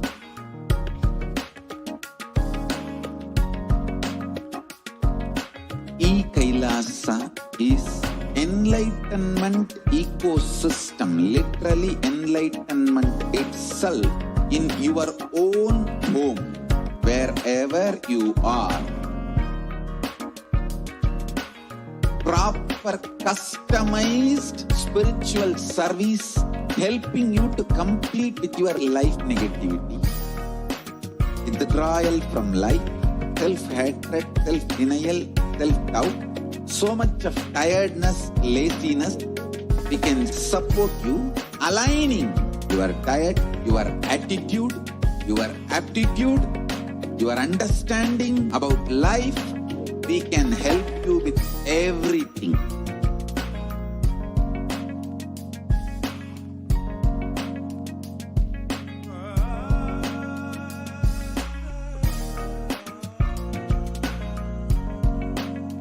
If you are interested in enlightenment, we will immediately bring this to you. If you are not interested, we will explain the whole science, inspire you and make you interested in enlightenment science. We need to cater this enlightenment science to the whole world wherever they are, because enlightenment is the birthright of all human beings. Kailasa is responsible to provide that human beings.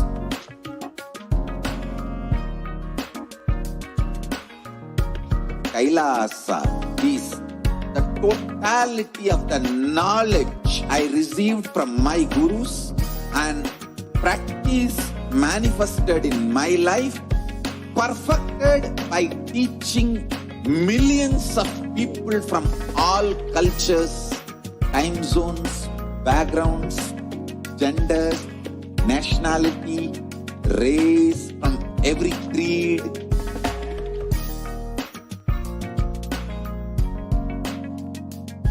So this absolutely perfected knowledge available to you, served to you in your home without even you moving out of your couch, free of cost.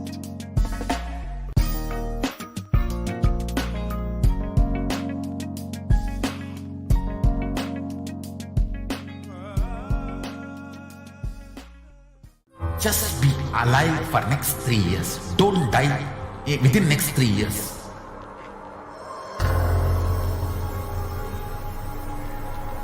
Just don't die within next 3 years. Be alive. Somehow be alive. I'm working sincerely. I will reach you somehow. Somehow I will reach you. It's my commitment to humanity.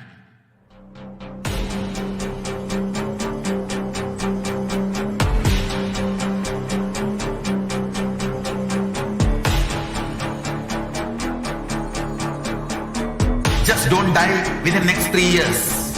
I will reach you wherever you are, whichever corner of the world you may be. I will reach you with enlightenment. You manifesting the space, state, powers, being Paramashivam. It is possible, and it is possible for you.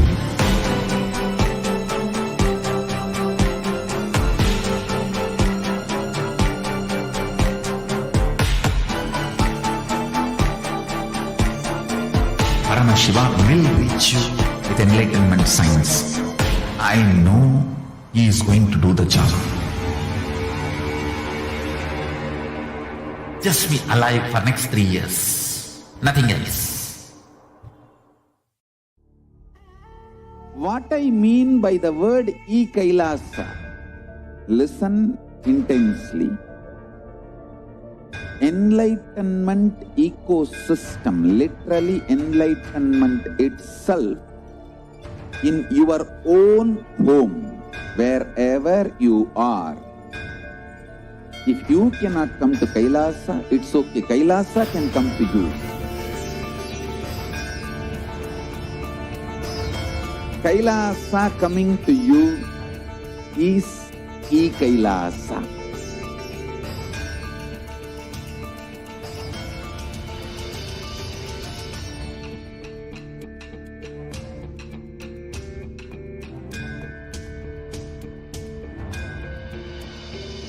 I will revive Hinduism. I am a Hindu revivalist, not by any revolution, but by evolution.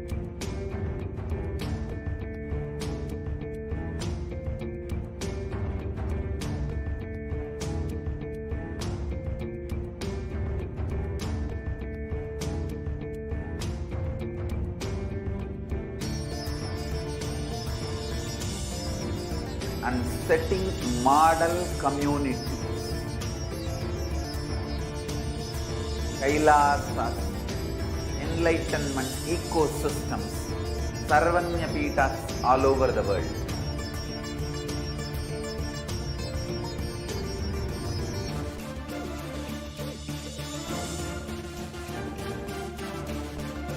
All powerful cognition, knowledge, only when you live, power manifestation and possibilities manifestation happens. It's a fundamental truth.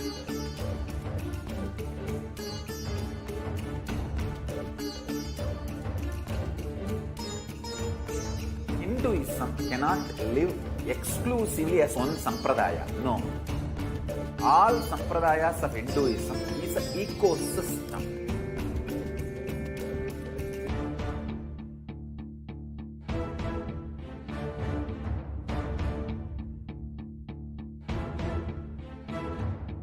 So don't keep quiet thinking that if one sampradaya is attacked, only that sampradaya is going to be affected. All of us are ecosystem.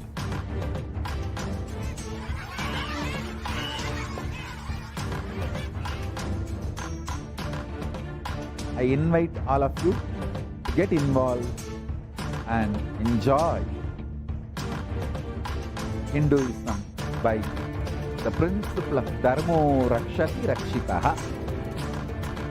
When you protect Dharma, Dharma protects you.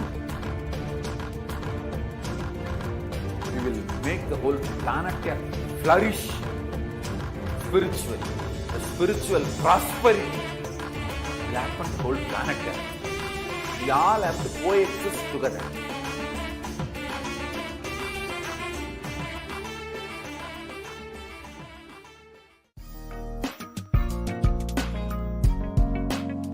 We get you health. We get you ability to build beautiful relationships in your life. We get you direct spiritual support, and we make sure you become wealthy.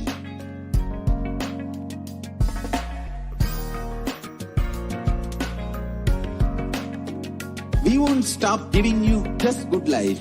We will literally not stop till you live enlightened life. Manifesting the state of Paramashiva, space of Paramashiva, powers of Paramashiva, being of Paramashiva.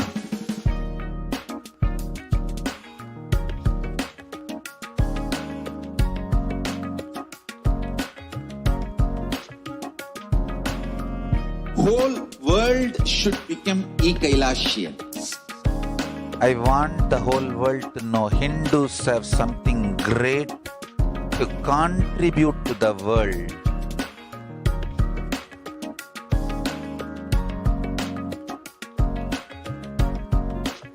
We have something great to contribute to the world. Let us do that.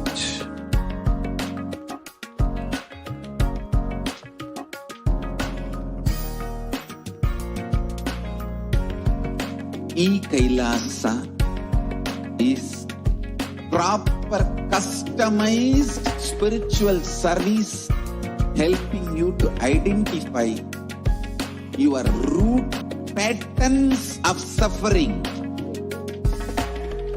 We have perfected the science of helping every individual from every cultural, religious, nationality background.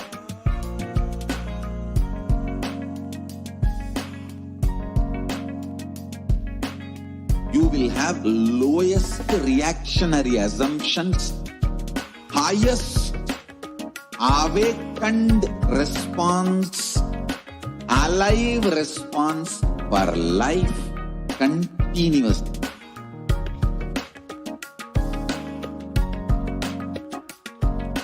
E-Kailasa is enlightenment ecosystem, literally enlightenment itself in your own home, wherever you are.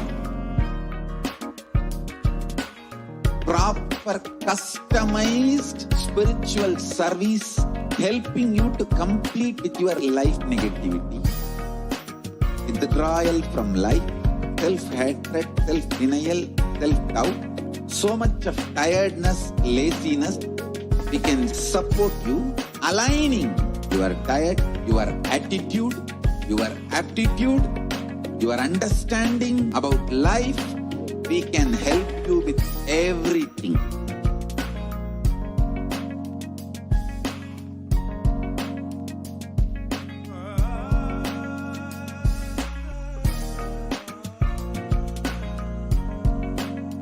If you are interested in enlightenment, we will immediately bring this to you. If you are not interested, we will explain the whole science, inspire you and make you interested in enlightenment time. We need to cater this enlightenment science to the whole world wherever they are, because enlightenment is the birthright of all human beings. Kailasa is responsible to provide that to all human beings.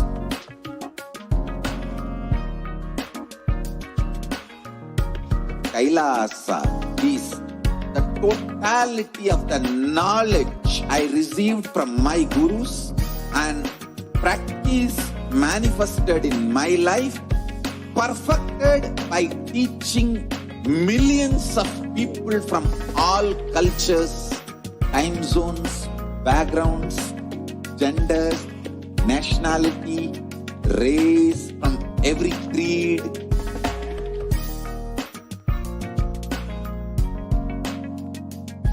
So this absolutely perfected knowledge available to you, served to you in your home without even you moving out of your couch, free of cost.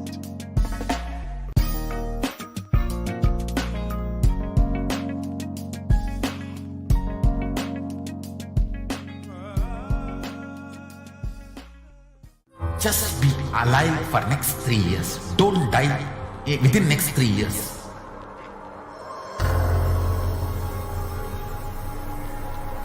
Just don't die within next 3 years. Be alive. Somehow be alive. I'm working sincerely. I will reach you somehow. Somehow I will reach you. It's my commitment to humanity.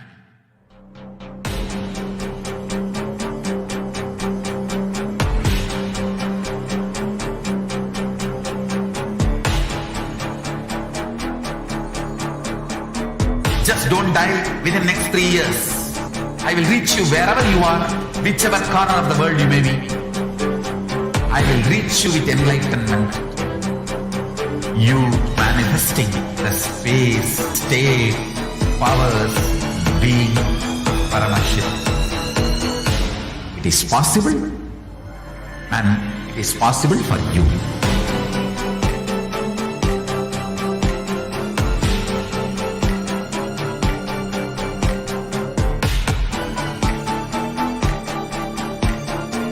Paramashiva will reach you with enlightenment science. I know he is going to do the job.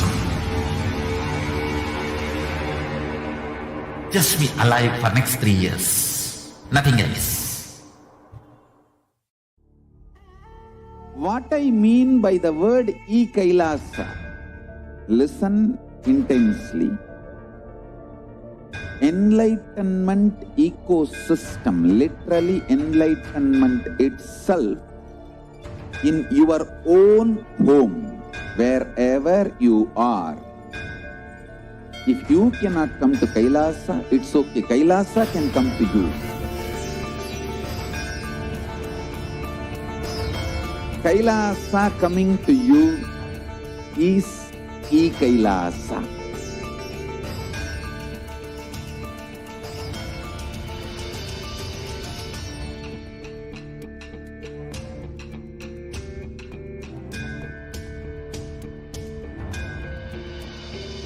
I will revive Hinduism.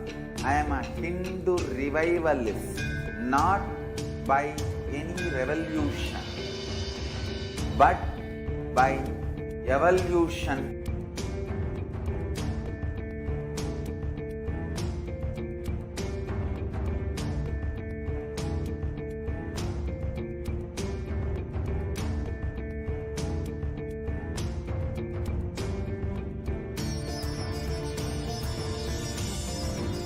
And setting model communities.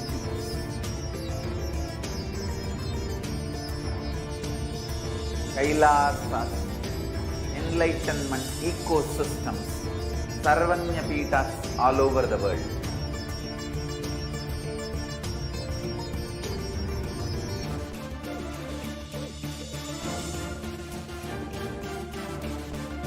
All powerful cognition, knowledge, only when you live, power manifestation and possibilities manifestation happens.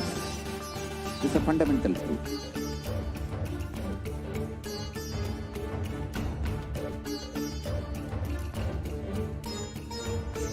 Hinduism cannot live exclusively as one sampradaya. No.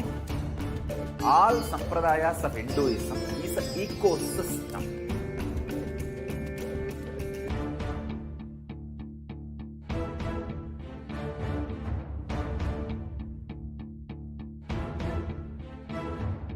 So don't keep quiet thinking that if one sampradaya is attacked, only that sampradaya is going to be affected. All of us are ecosystems.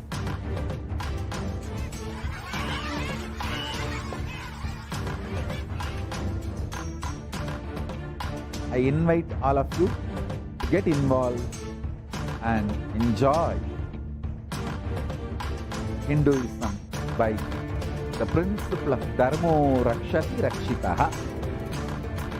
When you protect Dharma, Dharma protects you. We will make the whole planet flourish spiritually. The spiritual prosperity will happen to the whole planet. We all have to coexist together.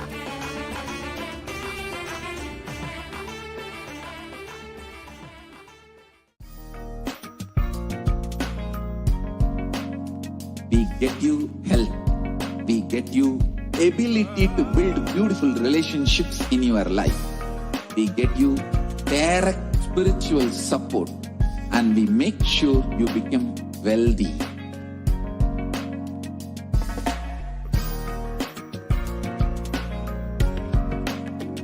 We won't stop giving you just good life. We will literally not stop till you live enlightened life. Manifesting the state of Paramashiva, space of Paramashiva, powers of Paramashiva, being of Paramashiva.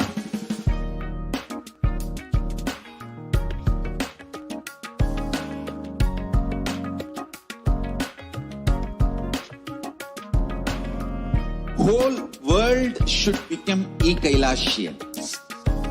I want the whole world to know Hindus have something great to contribute to the world.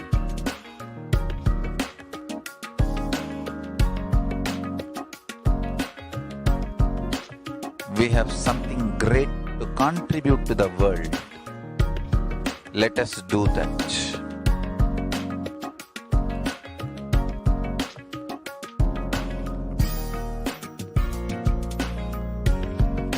E-Kailasa is proper customized spiritual service helping you to identify your root patterns of suffering. We have Nithyanandam, welcome back, dear viewers. Now we have a very special, exciting announcement. We will be having the live Bhagavan Sundareshwara Darshan manifesting through the Supreme Concept of Hinduism very shortly at 10 p.m. IST. So do stay tuned for that. Now let's understand who is Bhagavan Sundareshwara and how he is manifesting through the Supreme Concept of Hinduism.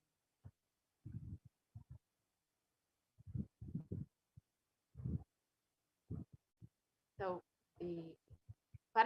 the Sundareshwara Paramashiva Sayuja Samadhi Darshan is manifesting the superconscious experience of the Shiva Sayuja Samadhi through the darshan of Irinaj Sundareshwara Paramashiva.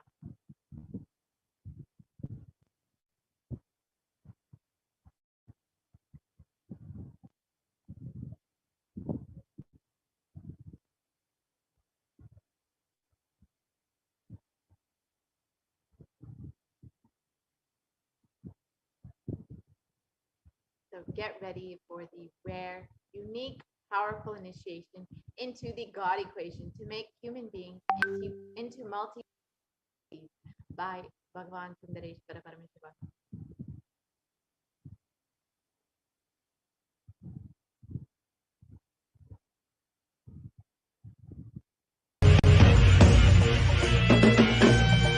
Oh, shave, shave, shave.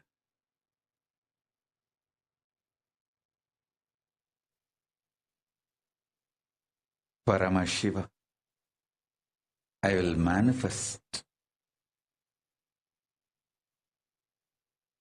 the physics of my existence. Cognize this in your Hridaya Akasha, in the Gandha. You will experience my existence. Sundareshwara Paramashiva.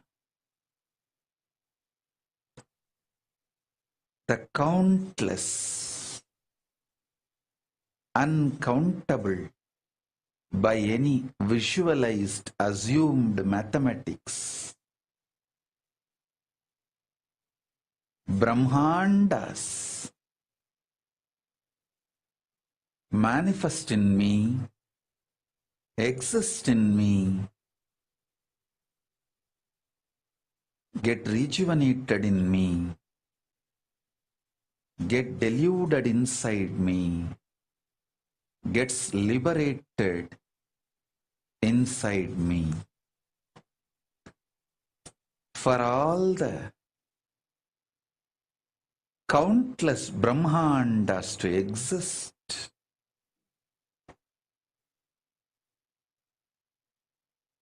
to get created, to get sustained, to get rejuvenated, to get deluded, to get liberated. I am the space.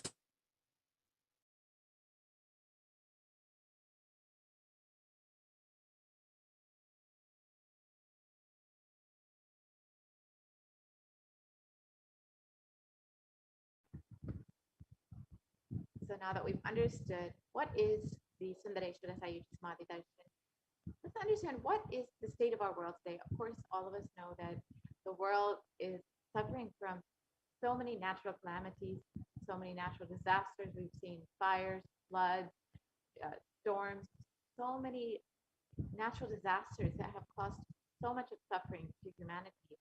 And according to the United Nations, a new scientific report from the Intergovernmental Panel on Climate Change, the IPCC, warns that we are on a crash course towards catastrophe if global temperatures are allowed to continue rising. The window to slow down or even halt some of these worsening impacts is rapidly closing, and the message is very clear. We must take action now. And this diagram shows the difference between what will happen if the climate the temperatures, the global temperatures increase from just the difference between 0.5 degrees and the increase in global temperatures. So if it's 1.5 degrees versus 2 degrees Celsius, there is going to be a very drastic change. We will see many more impacts on our environment, on our ecosystems, on our day-to-day lives, just from this 0.5 degree difference. So it is extremely vital that we take heed to the warnings of the government, of the Intergovernmental Panel, and about the effects of climate change on our day-to-day reality, as we will be seeing the impacts, and we've already been seeing the impacts of this over the last few years.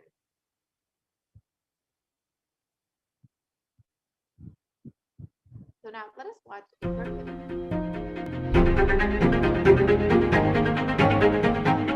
In 2019, was spreading throughout our planet, quite literally, in places like Australia and the Amazon basin, where forest blazes supercharged by climate change.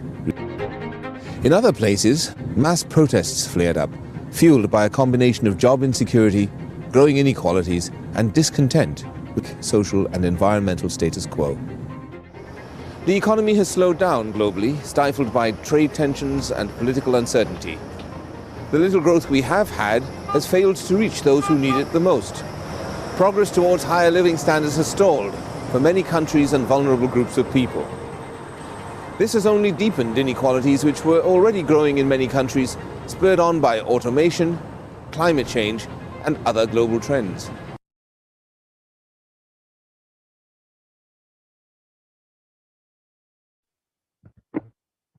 So we've seen how much suffering we've experienced as a humanity over the last few years due to the natural disasters, the global pandemic, and many people falling into poverty, the economic crisis, due to all of these other elements that have brought so much devastation to the world.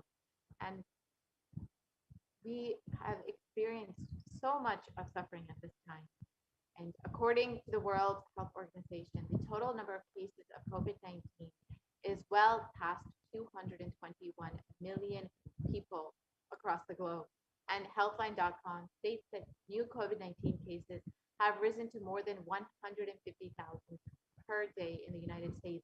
And experts warn that with emerging variants, this could lead to another surge in cases. So despite many attempts to curb the number of infections, to slow down the rate of infections, we've not seen a halting in the rate of infections. We've been undergoing the effects of this pandemic for the last 2 years almost, and it does not seem to be slowing down anytime soon.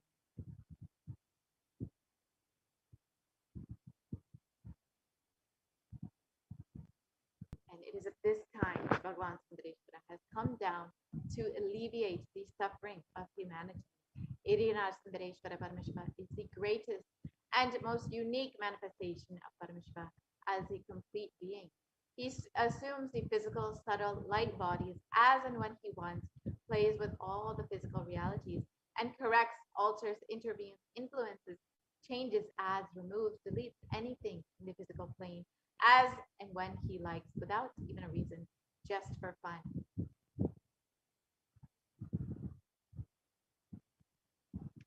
Sometimes they manifest as Meenakshi and Sundareshwara as two bodies and one being, sometimes as both in one body. That is the reason all his manifestations and plays are called Leelas.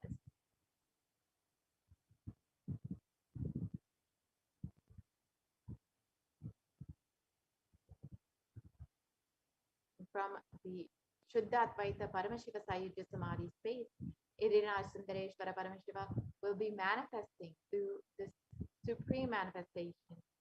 The Irina Sundareshwara Paramashiva Parambhuru will give darshan, bless and shower boons as Leelas again, as he once did in Madurai.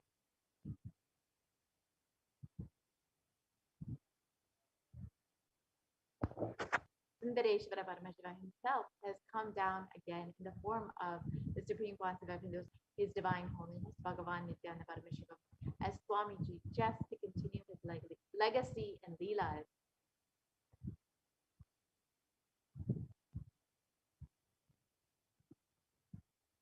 To continue being available to all of us to alleviate the suffering of humanity at this time and to play his divine Leelas, perform miracles in the lives of his devotees, attend to our prayers, and continue the legacy as the ruler of the whole of Madurai Shamala Pita Satyapita, as the 293rd Jagat Guru Mahasanidhanam of and as the Supreme Concept of Hinduism, guiding the whole of humanity.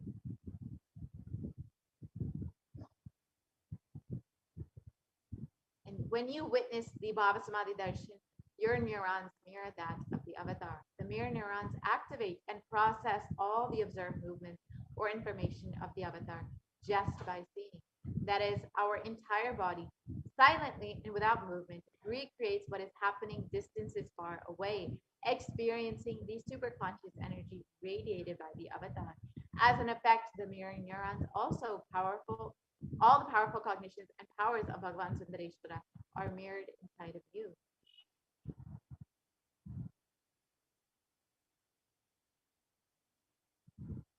So let us understand the God equation. Exhale intensely. Whatever you have, Paramashiva will inhale inside of you. This is the God equation. Nothing is more powerful than power manifestation. It is the most exciting spiritual science. It is the most when you decide to manifest powers again and again, you know Paramashiva is within you and he is manifesting. You fall in love with Paramashiva every minute. If he manifests, you know he is real and he is manifesting. If you don't manifest what you desire, what you declared, you will manifest the jnana, the vijnana, the knowledge and the understanding, and the possibilities and powers of Paramashiva will manifest in all of you today.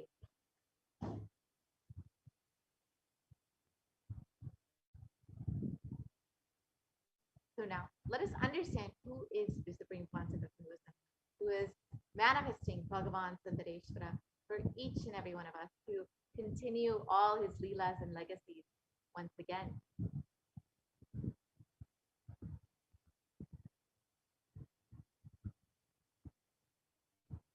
The Supreme Concept of Hinduism, Jagat Guru Mahasanidhanam, His Divine Holiness, Bhagavan Nithyananda Paramashivam, is the reviver of Kailasa, macrocosmic, ancient, enlightened Hindu civilizational nation. And the Supreme Concept of Hinduism is the 1008th incarnation of Paramashiva as per Hinduism, recognized by his predecessors who are enlightened masters and adepts. The Supreme Concept of Hinduism has made the science of power manifestation, yoga, and temple-based universities as a lifestyle for humanity.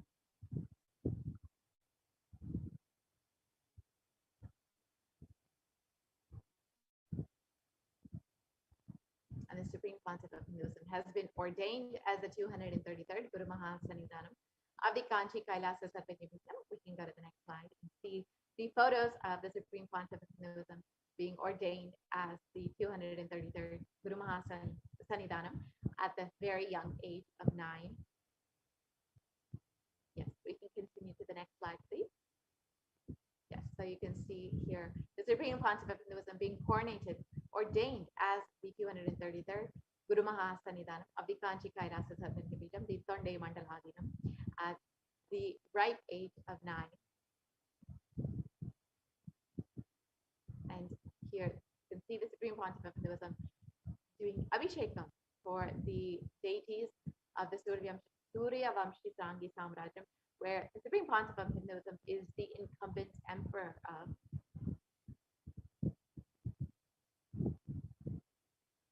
Yeah, you can see the Supreme Pontiff of Hinduism being coronated as the incumbent emperor of the Surya Vamshi Sanghi Samrajam.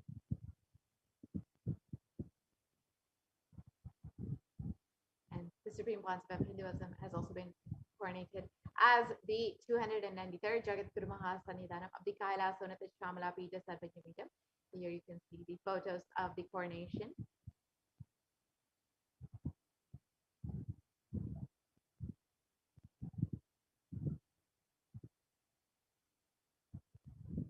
And the Supreme Pontiff of Hinduism is also the present Mahamandalesha of the Mahanirvaniya Mada, the largest apex monastic order.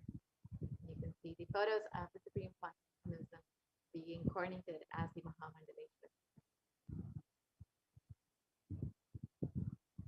And the Supreme Pontiff of Hinduism is also the 1008th Acharya Mahamandaleshwar of the Atalakada, is the present 23rd Guru Mahasannidhanam of the Dharma Mukti Paragapuradinam, and has been elected as the Supreme Pontiff of Hinduism by a congregation of over 1,000 Hindu leaders.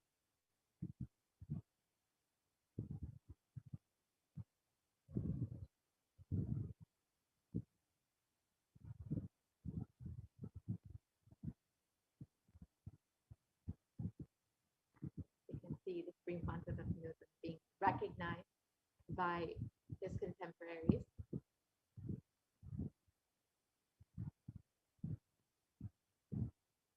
And the Supreme Pontiff of Hinduism is revered as a teacher of Hinduism, the most prolific, most viewed, read, and watched, and has authored over 300 books and 10,000 articles in 3 languages, English, Tamil, and Sanskrit, which have been translated into 50 languages with over 1,000 titles. And the Supreme Pontiff of Hinduism has over 20 million copies of books and articles sold, read, and downloaded, and has over 10,000 hours of discourses delivered, has enriched and enriched over 1 billion lives digitally, and is respected as a commentator of all sacred scriptures such as the Upanishads, the Bhagavad Gita, the Shiva Sutras, the Brahma Sutras, the Yoga Sutras, the Ashtavakra Gita, the Jain Sutras, and the Supreme Pontiff of Hinduism is honored as a leader of Hinduism, the most awarded, internationally recognized Hindu leader, is a reviver of 108 ancient Hindu sampradayas, including the Rudrakanyas, the Rudras, Rishis, Rishikas, Bhairavas, Bhairavis, and Sanyas, and is the establisher of the world's largest Hindu university, Kailasa's Nithyananda University, with satellite campuses in 150 countries. And the Supreme Pontiff of Hinduism is the establisher of 1,000 plus Kailasa enlightenment ecosystems and the founder and reviver of over 100 Sadvijna Pitas, is the collector of the world's largest Hindu library with over 1 million books, 1 million palm leaf scriptures, and over 20 million digital books.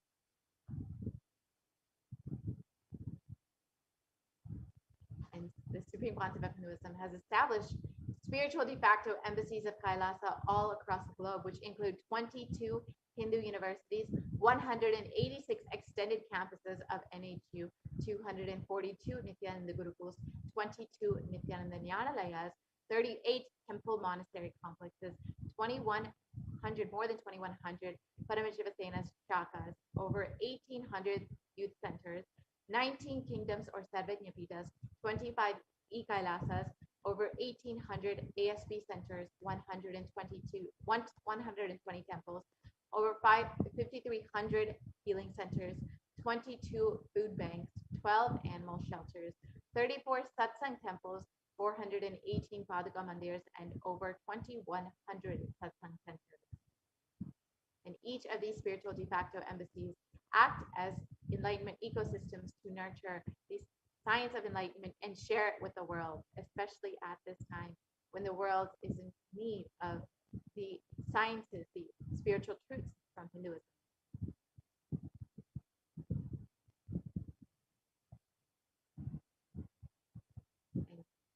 Irina Sundareshwara Paramashiva is the most unique manifestation of the beauty of the cosmos in flesh and bones. And today we will be getting to experience Bhagavan Sundareshwara manifesting through the Supreme Pontiff of Hinduism himself. Bhagavan Sundareshwara is the embodiment of super consciousness expressed in the human body, playing with all his glories.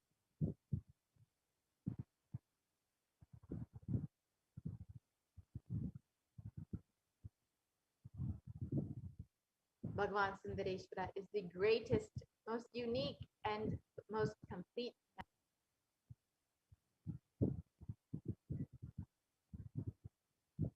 And Sundareshwara is the embodiment of super consciousness expressed in the human body, playing with all his glory. He came down as the most handsome form to marry Devi Meenakshi and to administer the city of Madurai and to administer the whole world, to bring peace across the globe.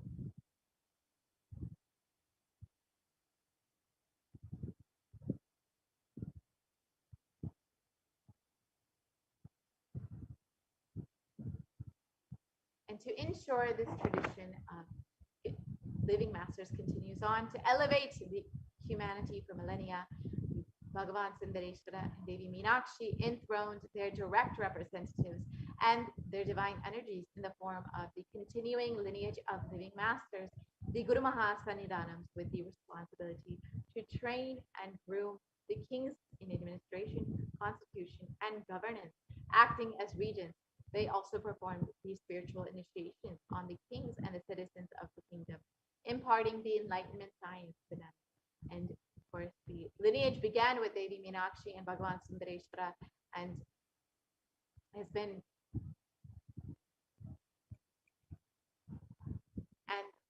been revived by Tirunjana Samandar, and now once again has been revived by Bhagavan Nithyananda Paramashivam.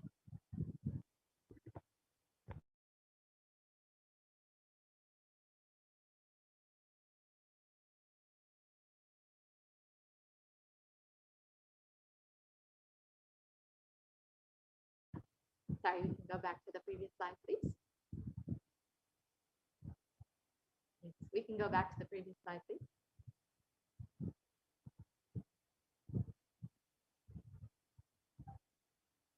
Yep. Yeah, we can continue to the next slide. Sorry. And this supreme discipline of Adi Shaiva tradition has been coming down through the continuous lineage of Guru disciple, the Adi Shaiva Guru Parampara. From time immemorial, this has been formulated for the attainment of complete liberation from the repeated phenomenon of birth and death. This is the supreme in its kind and concerned with the ultimate benefit of all the souls.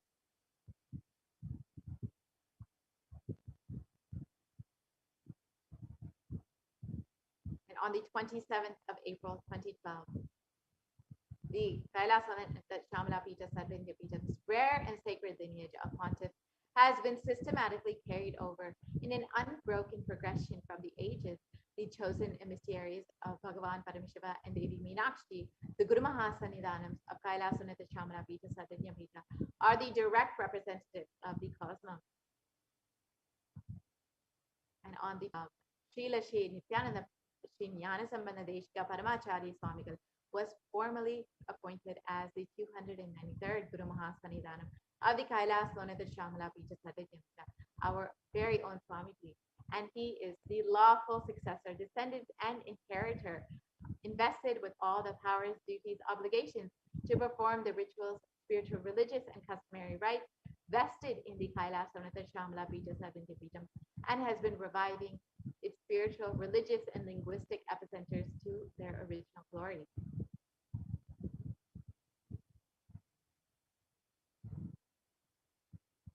So now let us watch a short history.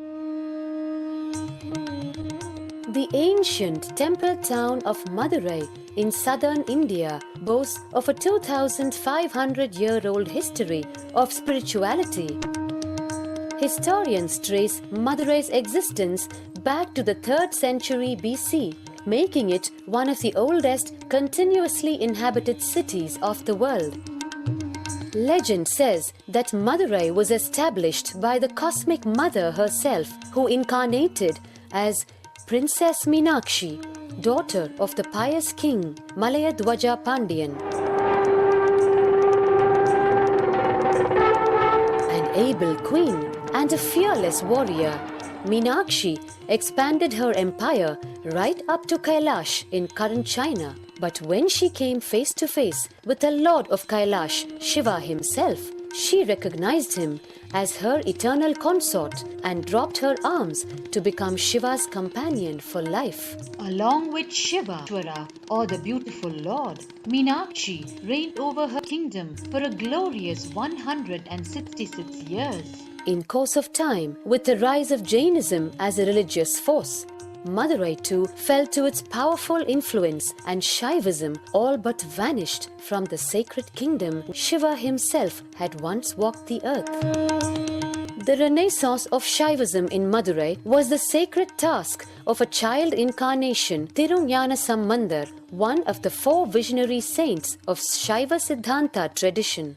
The story goes that as a baby, Tirunjana Sambandar was once nourished by the milk of enlightenment from the cosmic mother herself. This child prodigy arrived in Madurai to effortlessly defeat the learned Jain monks with his wisdom, healing powers, and spiritual prowess, and restored Madurai to her beloved religion, Shaivism, by reviving the ancient Madurai Adinam and the Meenakshi temple, which had fallen to desolate ruin. Madurai Adinam is today the world's oldest living Hindu organization, with a recorded history alone spanning a glorious 1,500 years and an unbroken lineage of illustrious pontiffs to this very day. Over the centuries, Madurai Adinam has been patronized by the likes of Tipu Sultan, Robert Nobili, and the poet saint Vallalar. The pontiff of the Madurai Adinam is known by the title Guru Mahasannidhanam and inherits the responsibility of carrying forward the traditions of Tirunjana Sambandar's sacred work.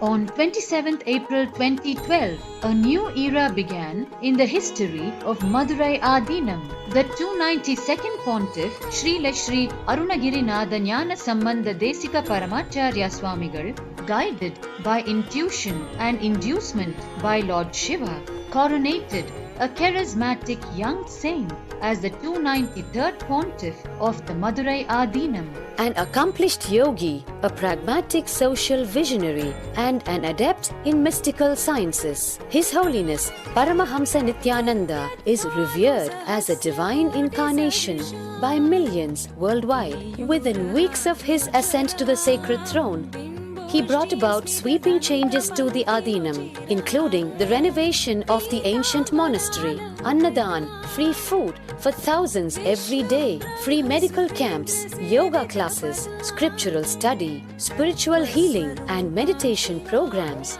The traditional Adinam now has a website, and thousands participate in the morning worship and spiritual talks via live streaming and two-way video conferencing.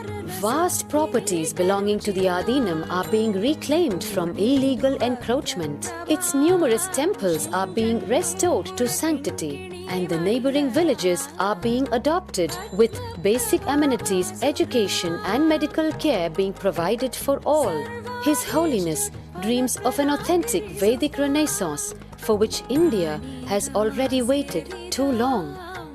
Here, I take the commitment of making Madurai Adinam as an international religious organization.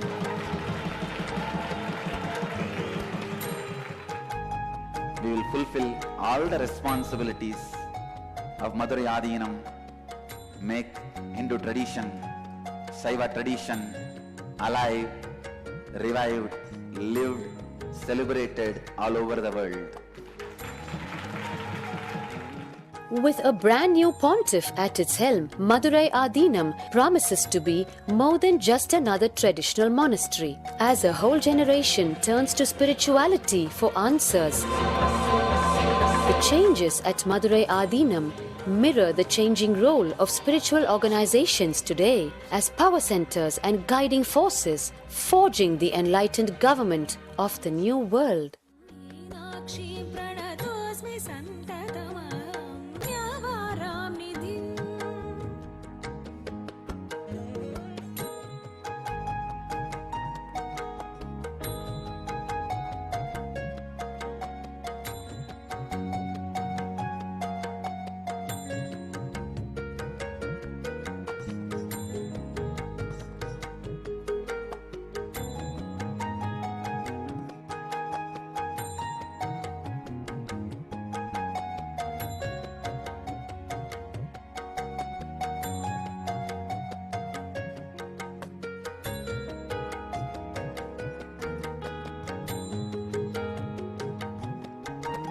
श्रीविद्यां शिववामभागनिलया ह्रीङ्कारमन्त्रोज्ज्वला श्रीचक्राङ्कितबिन्दु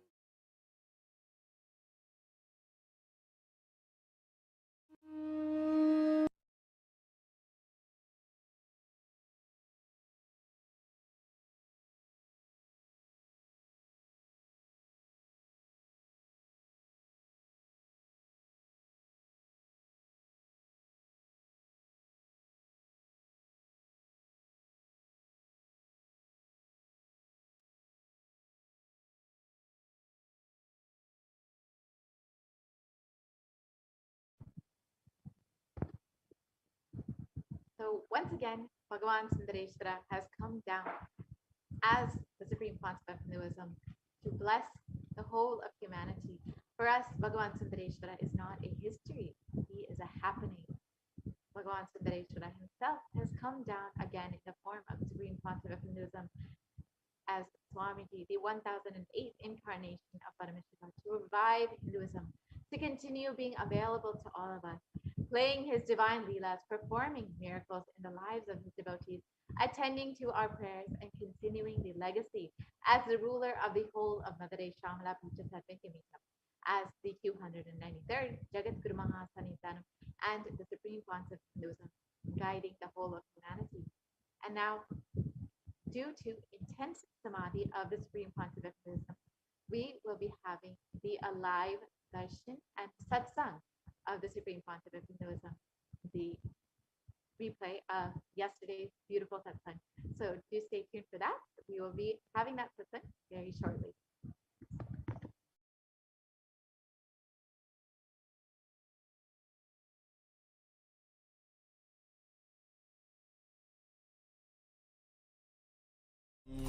Nithyananda Paramashivoham. Om Nithyananda Paramashivoham.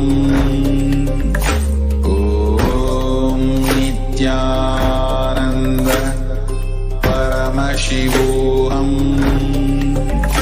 Om Nithyananda Paramashivoham. Om Nithyananda Paramashivoham. Om Nithyananda Om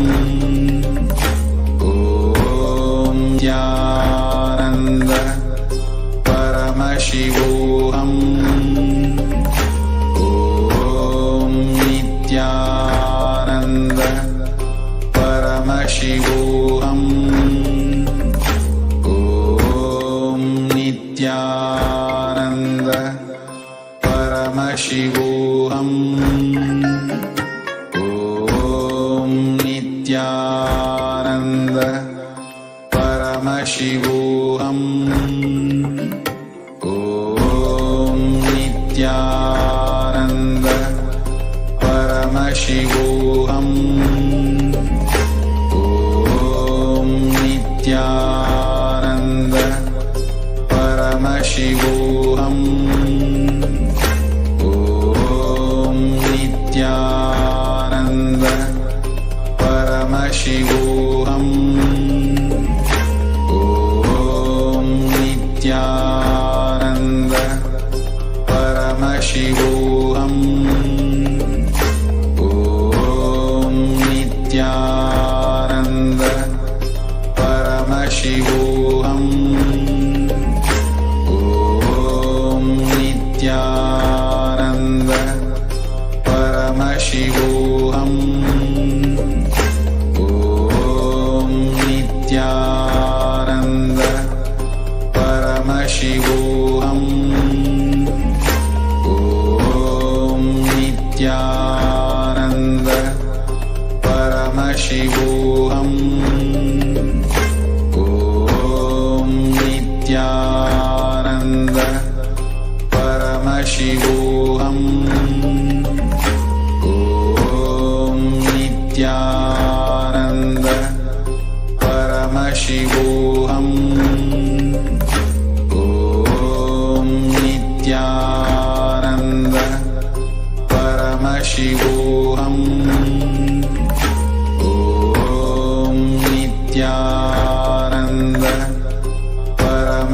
Paramashivoham. Om Nithyananda Paramashivoham. Om Nithyananda Paramashivoham. Om Nithyananda Paramashivoham. Om Nithyananda Paramashivoham. Om Nithyananda Paramashivoham. Om Nithyananda Paramashivoham. Om Nithyananda Paramashivoham. Om Nithyananda Paramashivoham. Om Nithyananda Paramashivoham. Om Nithyananda Paramashivoham. Om Nithyananda Paramashivoham. Om Nanda Paramashivoham. Om Nithyananda Paramashivoham. Om Nithyananda Paramashivoham. Om Nithyananda Paramashivoham. Om Nithyananda Paramashivoham. Om Nithyananda Paramashivoham. Om Nithyananda Paramashivoham. Om Nithyananda Paramashivoham. Om Nithyananda Paramashivoham.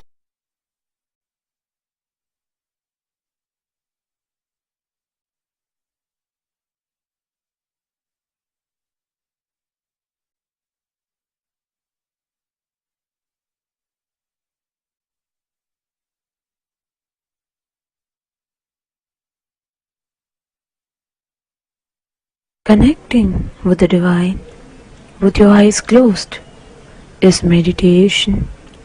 Connecting with the divine with your eyes open is darshan. Come, let us all now move from meditation to darshan. Slowly, very slowly, please open your eyes. Ammayappane ni ennayappane, Ammayappane ni ennayappane, Ammayappane ni ennayappane, Ammayappane ni ennayappane.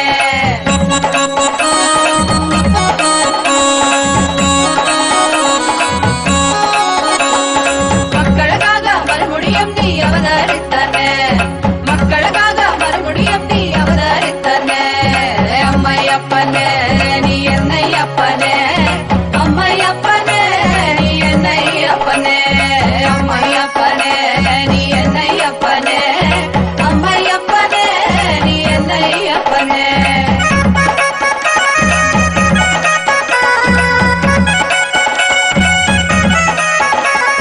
காக்கா காக்கா கவிமிகழ்க நோக்கா நோக்கா நின்னருள் பெருக, காக்கா காக்கா கவிமிகழ்க நோக்கா நோக்கா நின்னருள் பெருக. ஏதும் பிற இருந்தால் கருணை நீ செய்யும் எந்தாயே, ஏதும் பிற இருந்தால் கருணை நீ செய்யும் எந்தாயே, அப்பனை செய்யும் எந்தாயே. அம்மையா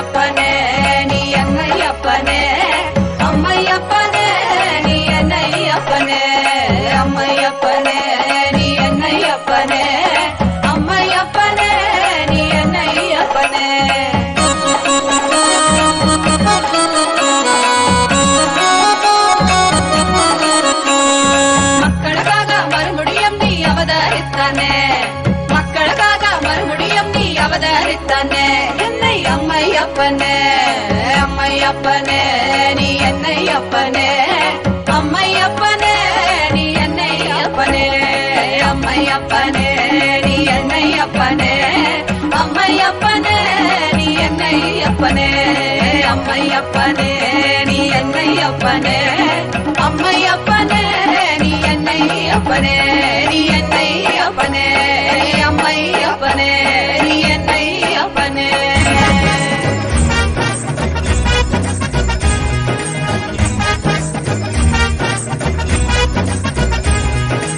ஆறுபடைக்கப்பா ஓம் ஆறுபடைக்கப்பா நித்தியன் வாழும் நித்தியபுரி மலையே ஆறுபடைக்கப்பா ஆறுபடைக்கப்பா ஓம் ஆறுபடைக்கப்பா நித்தியன் வாழும் நித்தியபுரி மலையே ஆறுபடைக்கப்பா அறுபடை சக்தியின் ஒருமுக நித்தியனின் திருவடியை நாம் காண்போம் நித்யா திருவடியை நாம் காண்போம் நித்தியன் திருவடி கண்டு நோயற்ற வாழ்வினை பெறுவோம் நித்தியன் திருவடி கண்டு நோயற்ற வாழ்வினை பெறுவோம் ஆறுபடைக்கப்பா ஓம் ஆறுபடைக்கப்பா நித்தியன் வாழும் நித்தியபுரி மலையே ஆறுபடைக்கப்பா ஆறுபடைக்கப்பா ஓம் ஆறுபடைக்கப்பா நித்தியன் வாழும் நித்தியபுரி மலையே கேட்டால் தருவாய் வந்தால் அருள்வாய் நித்தியபுரி நித்யா நித்தியபுரி நித்யா நித்தியன் பாதம் கண்டு சகல செல்வமும் பெறுவோம் நித்தியன் பாதம் கண்டு சகல செல்வமும் பெறுவோம் ஆறுவோம் ஆறுபடைக்கப்பா நித்தியன் வாழும் நித்தியபுரி மலையே ஆறுபடைக்கப்பா ஆறுபடைக்கப்பா ஓம் ஆறுபடைக்கப்பா நித்தியன் வாழும் நித்தியபுரி மலையே ஆறுபடைக்கப்பா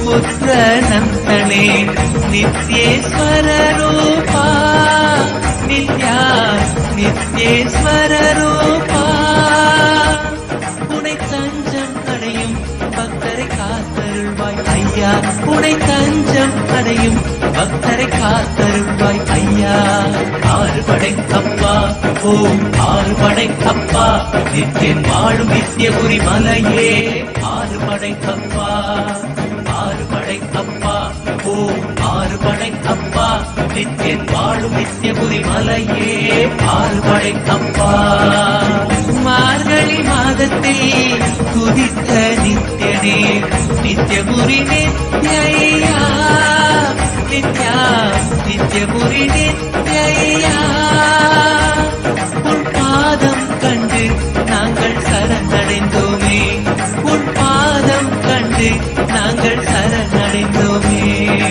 ஆறுபடைக்கப்பா ஓம் ஆறுபடைக்கப்பா நித்தியன் மாலையே ஆறுபடைக்கப்பா ஆறுபடைக்கப்பா ஓம் ஆறுபடைக்கப்பா நித்தியன் வாழும் நித்தியபுரி மலையே ஆறுபடைக்கப்பா ஆறுபடைக்கப்பா ஓம் ஆறுபடைக்கப்பா நித்தியன் வாழும் நித்தியபுரி மலையே ஆறுபடைக்கப்பா ஆறுபடைக்கப்பா ஓம் ஆறுபடைக்கப்பா நித்தியன் வாழும் நித்தியபுரி மலையே ஆறுபடைக்கப்பா ஆறுபடைக்கப்பா ஓம் ஆறுபடைக்கப்பா நித்தியன் வாழும் நித்தியபுரி மலையே ஆறுபடைக்கப்பா ஆறுபடைக்கப்பா ஓம் ஆறுபடைக்கப்பா நித்தியன் வாழும் நித்தியபுரி மலையே ஆறுபடைக்கப்பா ஆறுபடைக்கப்பா ஓம் நித்யானந்தேஸ்வர Paramashivoham Nithyanandeshwari Paramashakti Madhyamam Asmadacharya Paryantam Vande Guru Paramparam.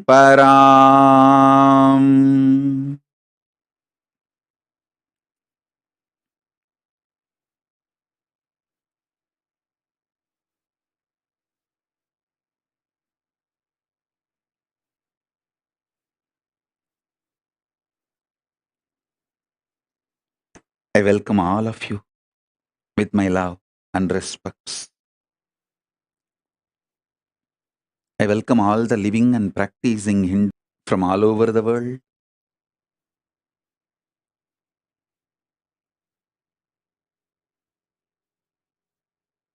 All the ministers, diplomats, ambassadors, citizens, consulate generals, Mantreshwaras, Vidyeshwaras, Ganeshwaras, Lokeshwaras, Astreshwaras. I welcome all of you with my love and blessings. Paramashiva's message directly from Kailasa.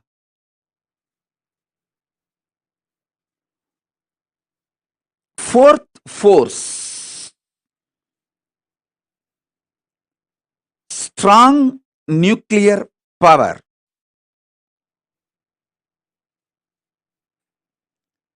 is the extension and inclusive of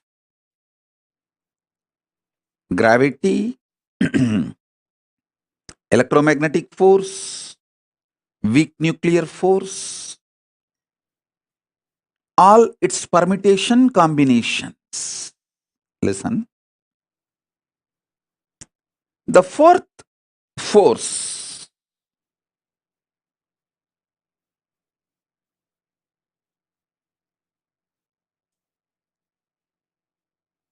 is not only extension, it includes all the other three. I wanted to remind all of you once more, Hinduism is cosmic science. It teaches you the whole life. மண்ணில் நல்லவண்ணம் வாழலாம், விண்ணில் நல்லவண்ணம் உறையலாம்.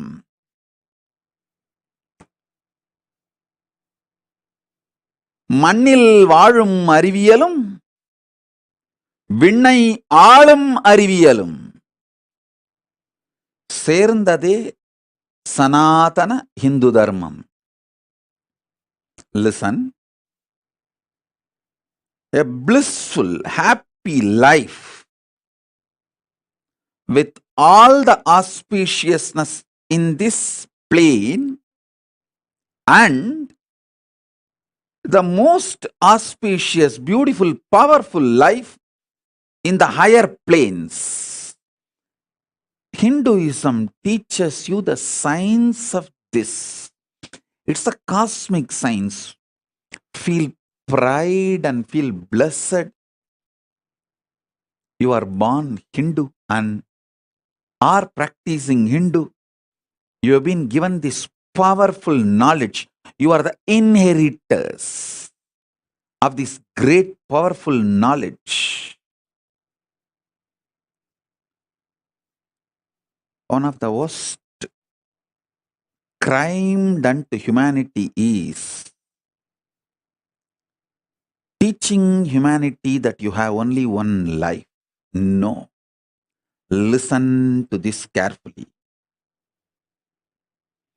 Listen to this carefully.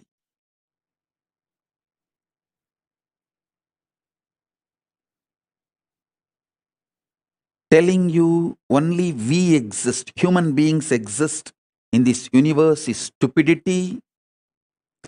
Telling you beings from the other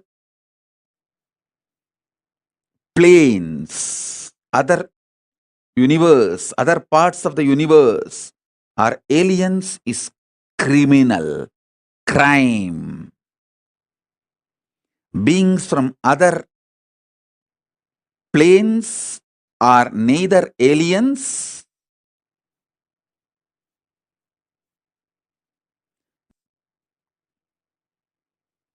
first of all, we are not alone on this universe. Second, beings from other zones and other universes are not aliens. They are our own version, little evolved. Our own version, evolved, are the Devas, Gana, Yaksha, Rakshasa, Rishi, Muni, Gandharva, all of them. Our transformed existence is Kailasavasis. I am not telling you any cock and bull stories. I am not giving you any theories, theologies. I am giving you a clear knowledge, truth as it is. I have come from Kailasa to introduce this cosmic science to the modern human beings because modern human beings forgot this whole science. I am reviving this whole science. So listen.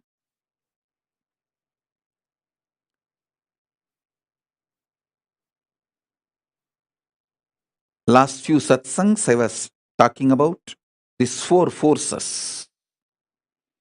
Today I wanted to talk about fourth force and giving more understanding about the third force also.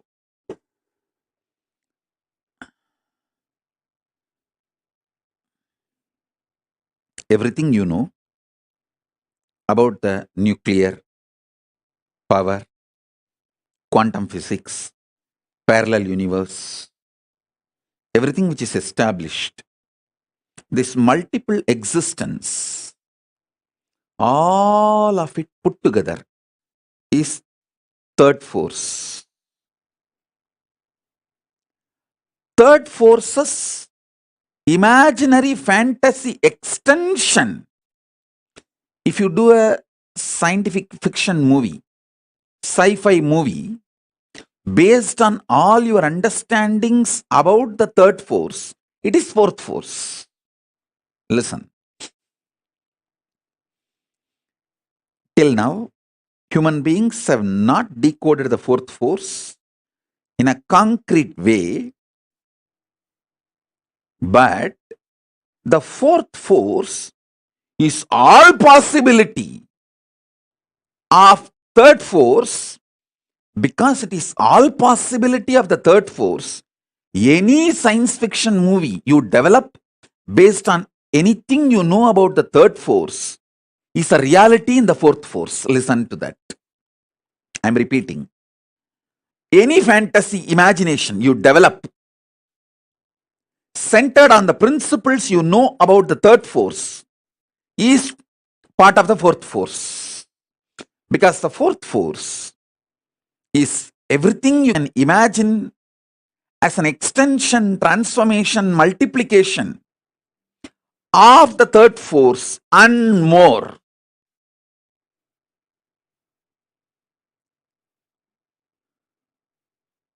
That's the fourth force.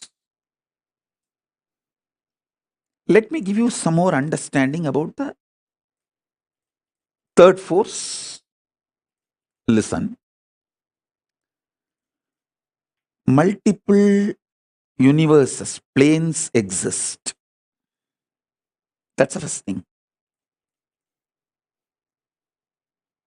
Pitruloka is true. When you leave the physical body, you carry your Karana Sarira, the causal body,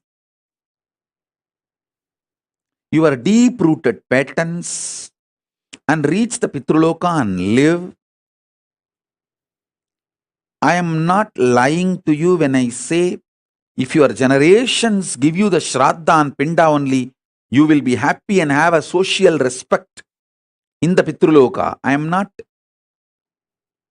strategic or cunning or lying when I utter this word. I am uttering the truth. It's not that I wanted the Hinduism to spread and kept alive, so I am telling you this story. If Hinduism is not kept alive, planet Earth will not be there. Get lost. I have nothing to lose. I already renounced the planet Earth. I am in Kailasa. If you guys want the planet Earth, save it.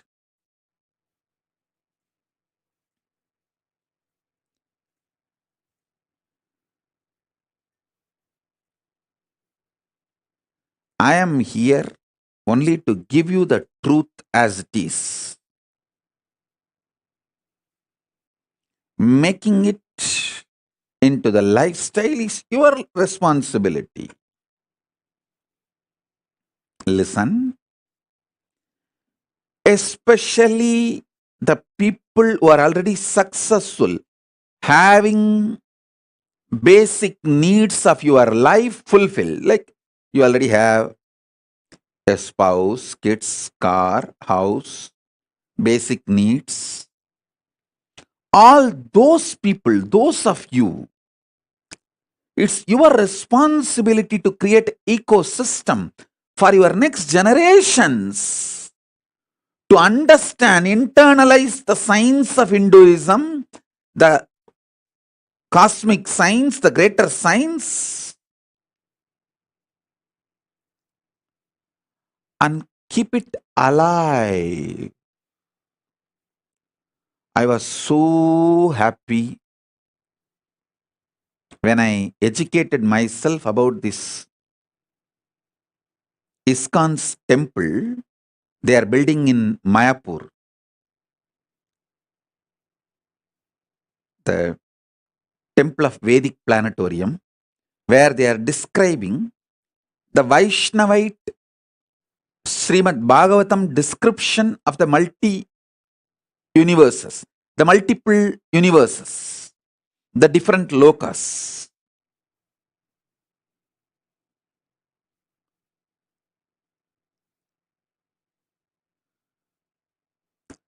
It's a Vaishnavite version. It's a Bhagavatam version. But I am so happy that they have attempted to make people understand about the existence of universes, the vertical time zones. Surely, I'll be giving the Vedic Agamic version of the multiple universes and building a temple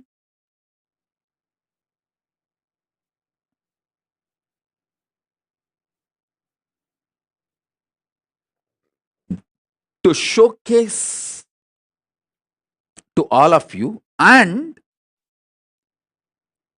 show you experientially how each initiation and power manifestation you can experience those vertical time zones like Devaloka, Pitruloka, Tapoloka, Satyaloka, the lokas of Yakshas, Kuberaloka, Indraloka, Chandraloka, Suryaloka, the different planets and planes. So understand this truth. When I say Pitruloka exists,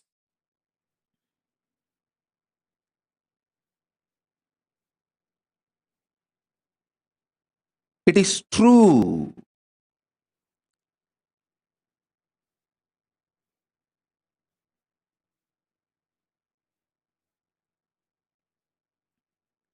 You are not accidental.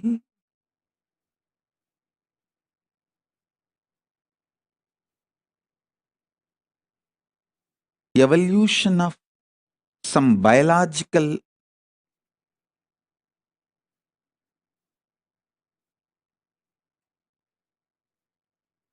permutation, combination, good or bad, right or wrong. No. You are a conscious manifestation to celebrate, live your existence on this and in higher planes, vertical time zones.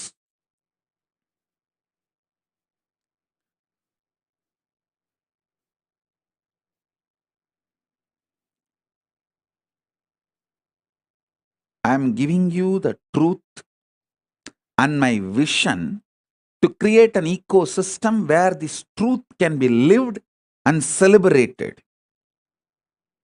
This is my sincere effort.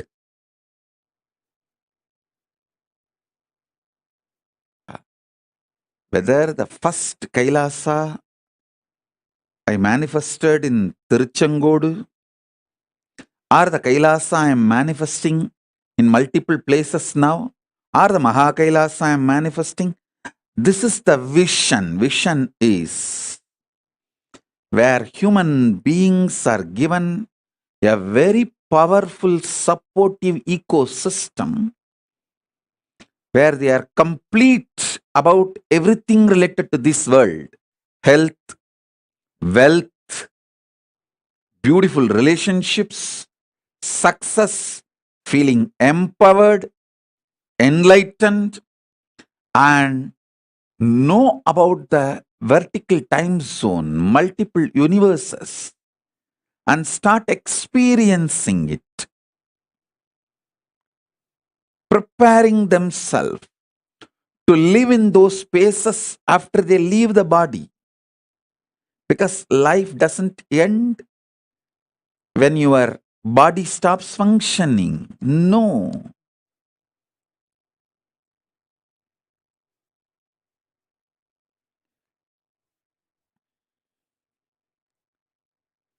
Life is so much more.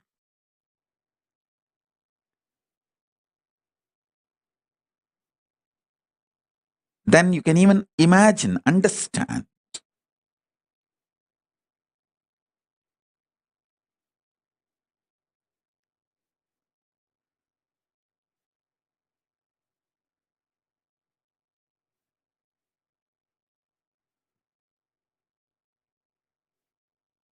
Theosophy Society, Arabindo Ashram,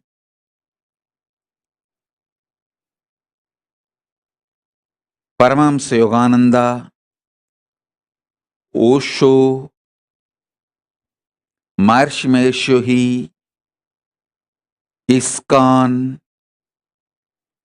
Ramakrishna Mission, Sampradaya, all of them have sincerely trying to make the same vision in their own version.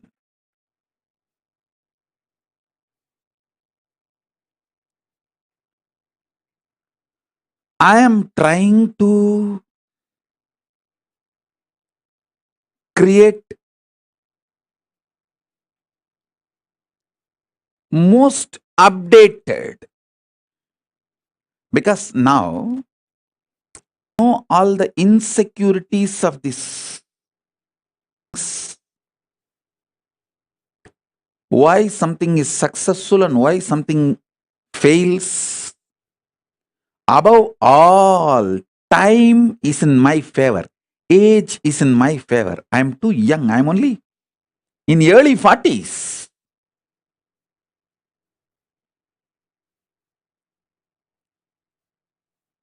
Whole life is in front of me. Already I have 41 Chaturmasya spiritual strength, 27 years of a spiritual socio experiences, working in the spiritual field with the society, 27 years of solid experience and expertise, 41 years of Chaturmasya, solid spiritual foundation, and I have my whole life ahead of me. This is the advantage I have. Let me express these truths so this vision can start manifesting in all of you. This third force and fourth force manifests in all of you. This is my vision for all my Kailasas. Whether it started in a container, I don't know how many of you know, the first Adinam, Tiruchengoda Adinam, started in a steel shed. That is why I always feel container is auspicious. Put container in any place, it will become Kailasa. Because the first Kailasa is container Kailasa. Only then the hut was built. There was a small steel shed which was used as a pump set, gifted to me by a devotee. That's when first I started staying. From there only I built the hut.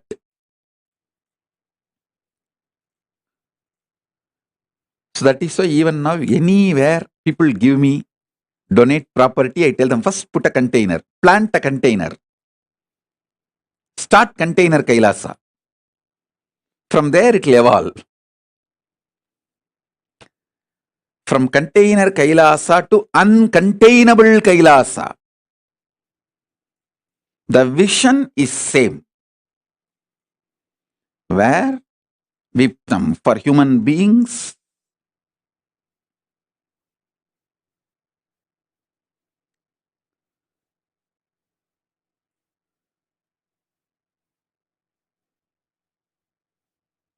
to have a healthy, wealthy, blissful, complete life in this plane and enlightened, awakened life with the higher